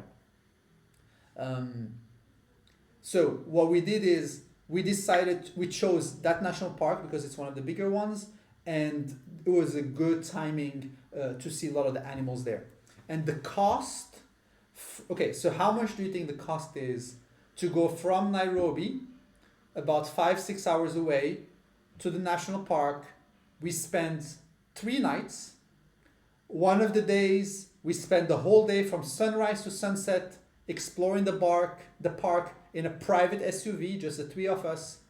And then the following day we spent time in the local village, learning more about the local villages there and their background. And then we came back to Nairobi. What would be your estimate for that? Okay, I would say 300 USD for like a tour. Great. So if you actually look at the tours in to go to safaris, by default you're talking hundreds of dollars because just the entry fee for the park is $80. At least it was $80 when we traveled there a couple of years ago. it probably It's has very gone up. expensive. So Yeah. and so by default it costs hundreds of dollars, and many times it costs thousands of dollars. We were able to do it between the three of us for $205. Here is how we did it. The transport from Nairobi to this small little town, there are multiple entrances to the national park. One of them is Talek. And so we found a place to stay in Talek, and I'll talk about that in just a second. But the transport from Nairobi to the entrance of the national park cost us $25 round trip. And so the trip was with a public minibus slash share taxi. And so if you go to the Nairobi bus station, from there you can take a bus that will take you to the little town of Narok. And then from Narok, it drops you off there. There are other buses that are making their way to Talek at the entrance of the national park. So yeah, we just took the public transport.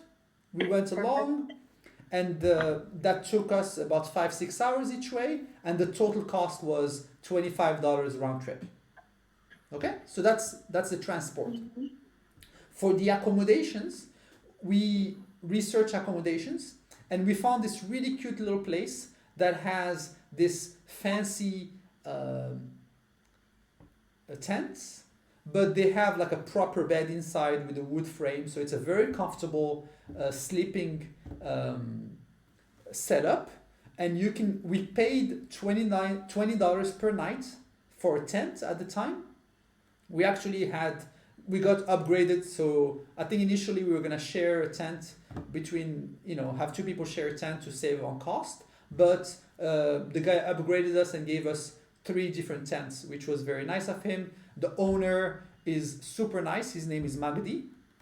And this place called Greenwood Safari Camp is just outside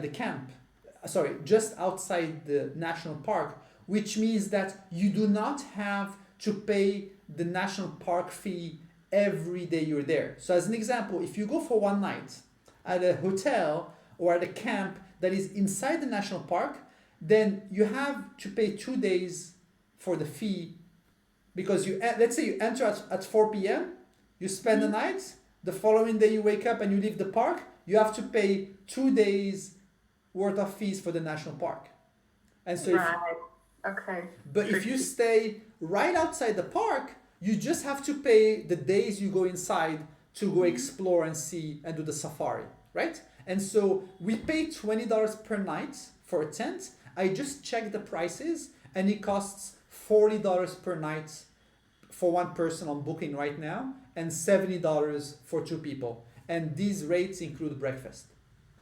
So let's just say we pay $20 per night. Right now it's $40. Maybe it varies a little bit depending on the season, but that's a very reasonable price to pay when all the hotels inside can be very high-end and very fancy. And this place was very nice, comfortable. They did have shared bathrooms and shower facilities, but we had our own little private tent to stay in with a proper bed and a wood frame. Okay, so the cost for our accommodation per person ended up being $60 for the 3 days. And so then what we decided to do is we got there the first night, we spent the night. The following morning, we had an SUV waiting for us right before sunrise, and we went inside the park right as the park opened at sunrise, and we spent the next 12 hours driving around the park, seeing all kinds of animals, had some amazing moments there, seeing cheetahs and lions and giraffes and elephants and leopards. We did see all the big 5. The only one we didn't see is the rhino during our day exploring. And so the total cost for getting this, so basically what we had a private SUV that can fit up to 6 people, and it comes with a driver/guide. So we were very, very lucky that the driver was a guide who worked as a park ranger, and during his days off, he would actually work and do these tours for tourists on his free time. And so the total cost was $150 for the full day. And so given that we were three people, we were able to split the cost, and we only paid $50 per person for this service and for the car. The only thing we had to pay after that was the entry fee for the park, which was $80. And so $80 to enter the park, $50 per person for the SUV and the guide. And that also included lunch, by the way, and some snacks in the afternoon. We paid $20 per night for the accommodation, and then $25 for transport between Nairobi and the park. And so the total cost for the safari was $205 for us, which was just incredible. And given that when we looked up prices to go with an agency, it was just thousands of dollars. Yeah, amazing. That's pretty good deal for Masai Mara. I mean, I didn't check anything, but I know that safaris in Africa are very expensive, and it's tricky, right? Because actually traveling in Africa and seeing all these highlights, it's can cost much more than anything else to actually visit in the world, I think. Yeah, I think Africa is one of the more expensive continents to travel to, and a lot of it has to do with logistics of traveling. Number one, when you look at flights tend to be more expensive. One of the things that drives costs down is competition. And there are many, let's say you're trying to fly between London and Barcelona.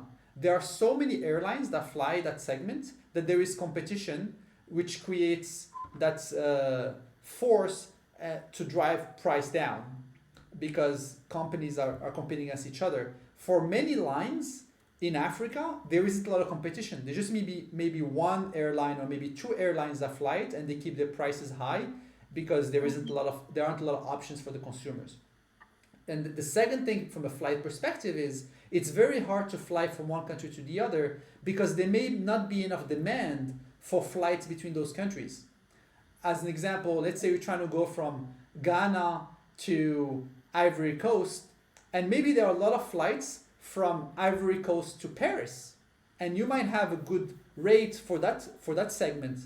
And from Ghana to go to London, a lot of people from Ghana may live in Europe or in London or other parts of the continent, and so that segment is popular and on demand, but there may not be any flight between the two cities. And so in order to fly between the two countries that are adjacent or very close to each other, you have to go fly to Europe, fly back down, and so by default you're spending hundreds of dollars, when in Europe for similar distances you may be able to fly for $20 or $30.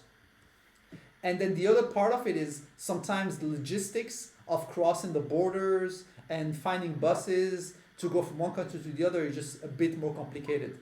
The good news is Kenya and Tanzania, in your case, are easy. They're popular amongst tourists, and those routes are fairly common both for the locals and for visitors, that you have good logistics to be able to explore those two countries together. The other one that I would suggest to consider, we just didn't have enough time. We only spent 6 weeks in that region, but I would have loved to go to Rwanda or to Uganda, which are very easily accessible, and I would recommend checking out if you're there. Yeah, definitely Uganda and the gorillas. I heard a lot about it.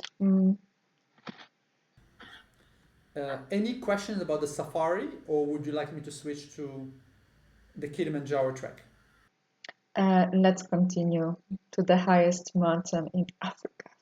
Kilimanjaro is definitely a mountain that I always wanted to climb. I was born in Africa, and since I was a child, I always thought that one day I want to be at the summit of the highest point in the continent.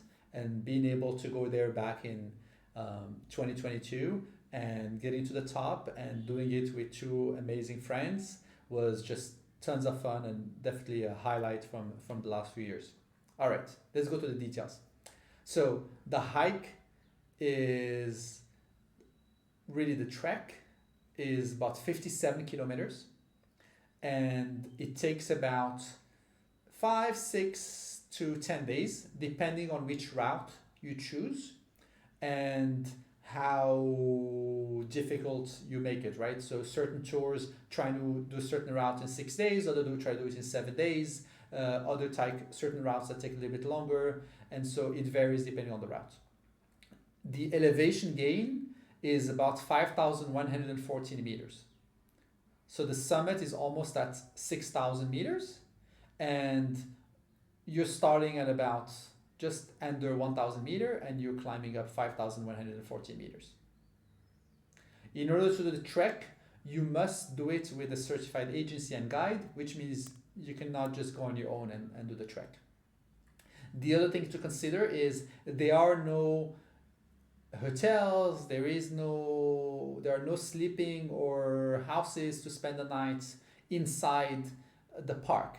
And like Everest Base Camp, which I know we both have done, there are little tea houses along the way where you can spend the night. When you're doing the trek, you need to bring everything with you and you need to take everything out, which means that the agencies hire a bunch of porters who carry the food, who carry the tents you're gonna sleep in, who carry clothes. They also carry the garbage out at the end, as well as everything you bring along. When we checked the prices to do it, the cost was anywhere from 1,500 to maybe 2,500. I'll say most of them were like around the 2,000 price point, 2,500 price point, depending on how many days again. Because the way to think about the budget is the price is set based on how many days you're going to do it, because every day you need to have hire the porters for more days, the guide for more days, there is more food, etc. So you just, the shorter it is, the more affordable it can be. When we thought about doing it, we decided to opt for one of the more popular routes. So the two most popular routes, and I don't know what the data is, but if my memory is right, about 80 or 90% of the people do one of these two routes, either the whiskey route or the Mashami route. We ended up doing the Mashami route. But as I mentioned before, some are shorter, longer. You can decide to pick another one, and the landscape varies depending on what side of the mountain you start the trekking. When we did it, we ended up choosing one of the agencies called Habari Adventures. I, of course, messaged a bunch of agencies. I ranked the top ones based on online feedback and reviews on Google, on TripAdvisor, etc. And then I reached out to a bunch of them. Habari Adventures specifically has a very good reputation, and they were very professional. Their website was very clear. They had good communication. They were very responsive, and so they were very professional in their engagement and answers to my questions. I followed up with a call with the owner. His name is Stan Wilfred. Super nice guy. I'm happy to call him a friend now. And he's a former porter and a former guide. And so he knows the mountain well. He worked with all the top agencies and eventually left to open his own agency. And when we talked, we really clicked. And so I agreed for us to work with his agency, but he had to come with us on the trek. And so he agreed, even though he's the owner and he has porters as well as guides working for him. He also guided us during that trek. So we had, in total, it was 4 of us. It was Pablito, Bianca, myself, and we had another person join us who had reached out to the agency and was interested in doing the trek on similar dates. Her name is Nirina. Shout out to Nirina, another good friend. We did it with the 4 of us. We had 3 guides with us, and we probably had about, I want to say maybe 10 or 12 porters with us. And so for 4 people, we had a team of 15 people supporting us. That gets you a sense of what the experience is. Incredible. That's like, I cannot imagine it, you know. I think like all my trips are so self-sufficient, and I think this is how my friends travel as well. So it's incredible to think that you have all these assistants on the trek. I guess it makes it easier. It definitely makes it easier, and the way to think about it is just like from a physical. Let's talk a little bit about the physical challenge first. From a physical challenge perspective, it wasn't very hard, relatively speaking, most of the way. Once we got to the last day and we were gonna get to the summit, so the last few hundred meters were probably some of the hardest physical um, challenge, like one of the hardest physical challenges I had to face. You basically are at 5,800, 5,900 meters, and you are walking, and every few steps you take, you're running out of oxygen, and your heart, you have a your heart is beating very fast, and you can feel the altitude there, and so it just takes longer, and you feel a little tired. And then the funny part is, as soon as we summited and we descended back down, as soon as we crossed that threshold again around 5,700, 5,800, it just became very easy, and it was like back to normal. It was just this very interesting experience um, that I personally had. But overall, I do think that one should be physically fit to be able to do it. We were all very active when we tackled it, so it wasn't we didn't find it very challenging in that way. But if you're not physically fit, it can definitely be a challenge. The advantage of having a team supporting you is you can focus on trekking, enjoying it, looking at the view, etc. And then you have a team that's potentially goes ahead of you. So by the time you get to your destination after 3, 4, 5, 6 hours of trekking that day, they have already prepared a tea for you. You have some warm water. You can just sit down, relax in your tent. And they were also carrying a dining tent. So we had a little tent with a table, foldable chairs, and we'll sit down and actually have a proper meal. Like we literally were having protein meals, and we're having chicken and vegetables and soup while we're trekking. So definitely on the more luxurious experience, rather than the carrying your backpack and making your own food the whole way. Yeah, I don't know. It all sounds like, being white privileged person from Western world for me. Did it feel like it or actually not really? I mean, I know you're very good at making friends, but what do you think? So one of my favorite photos from the trek is one when we're all hanging out with the porters in there. So they had their own tent, and that's where they would be cooking and preparing the food or resting. And so even though we had our own little tent with our little dining table set up, we would just go and sit with them and hang out and chit chat and get to know them. So definitely really bonded with the team. It was just an amazing experience, and like while we're there, we're learning a few words. We're learning about their background, about their experience, and that's human connection during the trip just made the whole experience really cool. And actually, that's one thing that they actually shared with us is most of the people participating in the trek kind of like do their own thing. So it feels like two different worlds. Versus for us, it was just like, yeah, we're all hiking together and having a good time. But definitely, they're providing service. That's how they make a living. And one of the things that you do at the end is you pay your fee to be able to do the trek to the agency, and at the end tips are definitely appreciated. And so definitely recommend anybody doing the trek to be very generous with their tips to the porter, to the cook, to the guides who really go above and beyond to make your experience really good during the trek. So one last thing, how much did we pay? So at the end, our total price per person was 1,500 per person, plus tip. We The price I mentioned, like depending on the number of, and then we did it in 7 days, 6 nights, 7 days. Okay. Do you think that it was enough time, or would you recommend to do it longer or shorter? What do you think? It depends on your physical ability. We felt that we were all fit, and that we were comfortable, and we had experience with going up mountains, that are 4,000 meters, 4,500 meters. Like we had never gone up to about 6,000 meters, and so it was a bit of that was a challenge for us.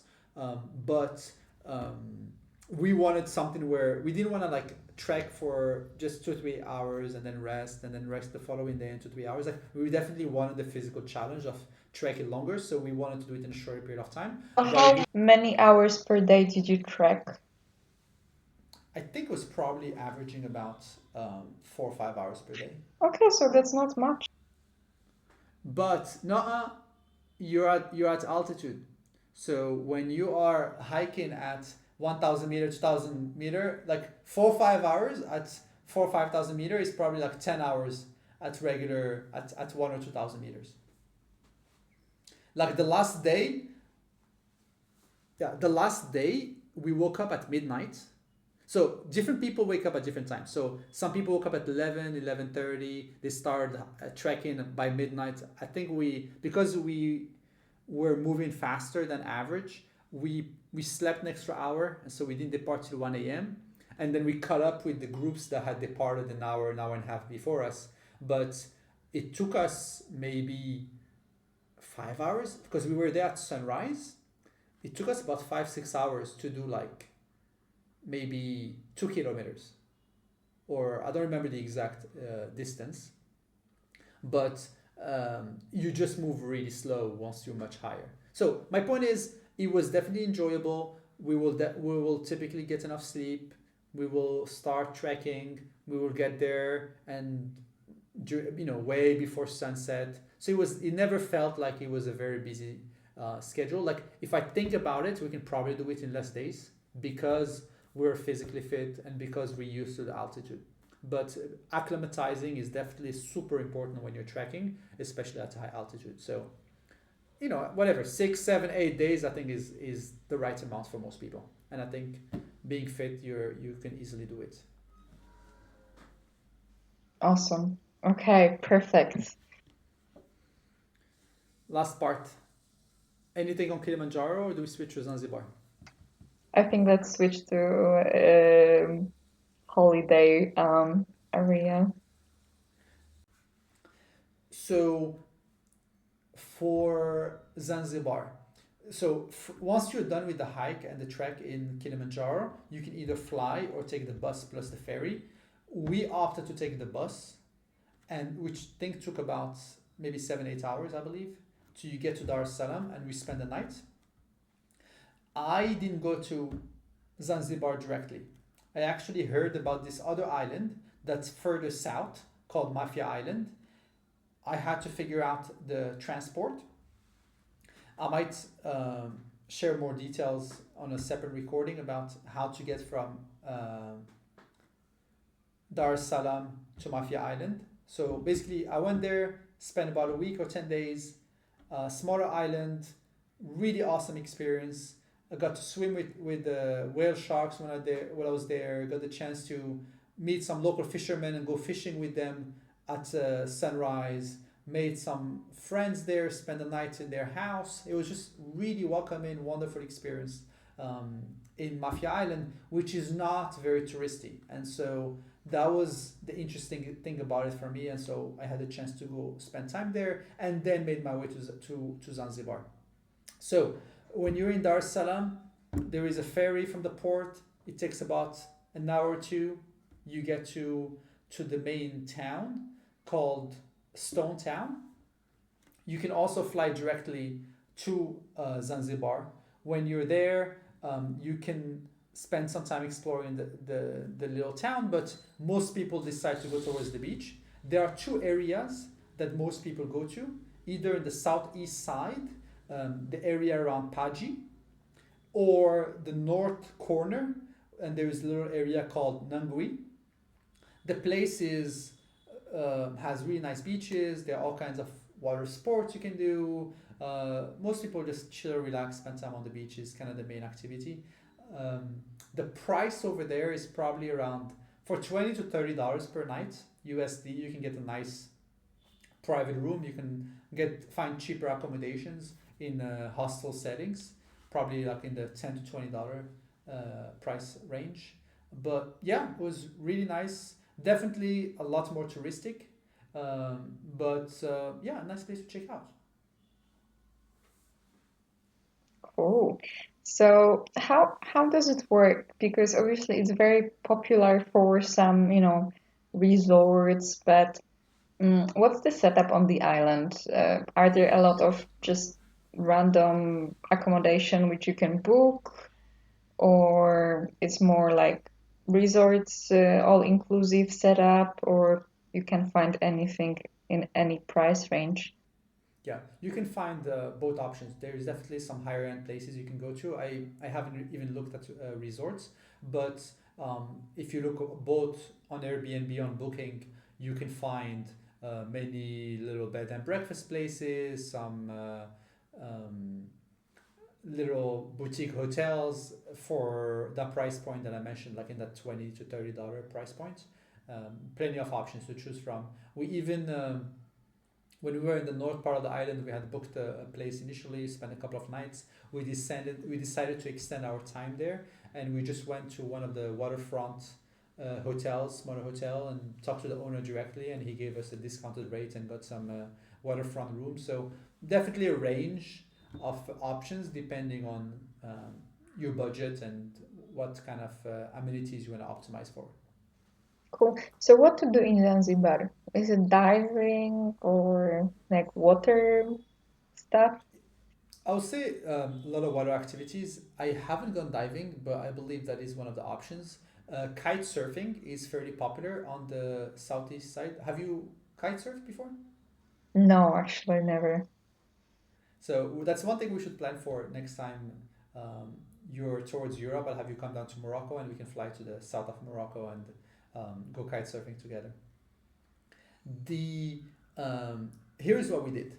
We were by the beach. As you know, we're spending some time on our laptop doing some work, during the day. There was a couple of places that have nice pools. There was actually a resort that we spent a lot of time in. We weren't guests there, but they had really good food. And at the time when we were there, the World Cup in Qatar was on, and Morocco was doing really well. So I was watching the games, and that specific place had good food, and they also had a big screen TV. And so we'll go and watch the games there. It was during the day, and they had a really nice little pool right in front of the ocean. So we became regulars, and the staff just adopted us. So we literally just kind of hang out, and we're treated like guests at the resort. We got our own little chairs on the beach in front of the ocean, access to the pool, to the restaurant. We were getting extra nice service, and you can get like a coconut for like $1, like, and you can just get a coconut and hang out there. Like you don't have to spend tons of money. And like we'll have lunch there, and we'll spend our days there. They also had good Wi-Fi, so we'll take our laptop and work from the beach. But a lot of times we'll kind of hang out on the beach. In the afternoon, there were plenty of places to play volleyball, so we'll play volleyball, go for runs on the beach, go swimming. That was like the main kind of routine that we had. Um, yeah, like I don't like. There was one thing that we did when we were in the north. We went on a little boat tour, and we got the chance to swim with dolphins, which was really awesome. Like I've had the chance to interact with dolphins over the years, but this was one of those things when you jump in the water, and I was surrounded by like 40 or 50 dolphins all around, and you can hear the sounds of the dolphins communicating with each other. It was a really cool experience, and I think the whole boat tour was like $10 or 15 USD. And I mentioned the other island that I went to called Mafia Island, and when I was there, I swam with the whale sharks, which I know you can do in other parts of the world, but I think I paid like $25 USD or $30. It was just much cheaper because it wasn't a very touristy place, and the cost of living is so much lower.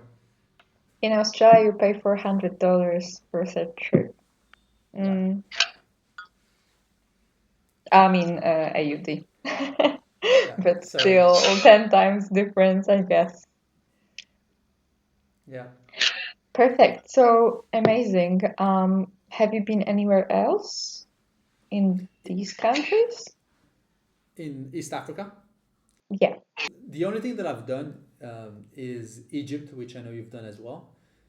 I When I look back over the last few years, I've gone to many places that I've been wanting to go to, but one of the places that's on my list are is basically exploring Africa. And so when I think about the next couple of years, I'm really hoping to spend some more time across Africa. And so hopefully next time we talk, I'll have more tips and advice and recommendations for you in other parts of Africa. Oh, amazing. Okay. Or wait, even better, we can plan some Safaroto trips together. Awesome. Well, Otto, thank you very much for these tips. And this is amazing. I really appreciate that I have friends who traveled the world, and I can just send them text message, and then they tell me everything how it works. So I don't need to even Google anything. It's like, okay, this is a number, call there, you just go there and it's set up for you. No, um thank you for taking the time, and I hope and for agreeing for us to just record an episode like this that we can share with others, and hopefully others will find some value. And one thing that that I'm working on is launching the Safaroto app, which I believe can do basically what you did. I'm hoping that you can always have a a number that you can message, and instead of having me as a human, which you can always have access to, you can also have a trained AI that can respond to people and help answer all their questions. Amazing, looking forward to the launch. Yes. Anything else, Marcelina? Should we wrap up? Any other comment or word of wisdom you want to share with the world? Yeah, be bold, do your thing, and don't wait for anyone. Just do what you want to do. Because if I had to wait for someone, I would never do things which I did. It's like I think a lot of people are waiting, like, oh yeah, I need to meet someone to do these things. No, just do it yourself because it may never happen, right? So yeah, and then you meet people along the way, and it's beautiful as well. So. Mm, Well, wish me luck with quitting my job, and I hope that we can record maybe one more episode in the future when I come back from my trips, and then I can actually give you recommendations for solo female travelers in East Africa or Well, Australia. Let's see I, what happens. I look forward to it. Thank you again for taking the time, and until next time. See ya. Bye. Ciao.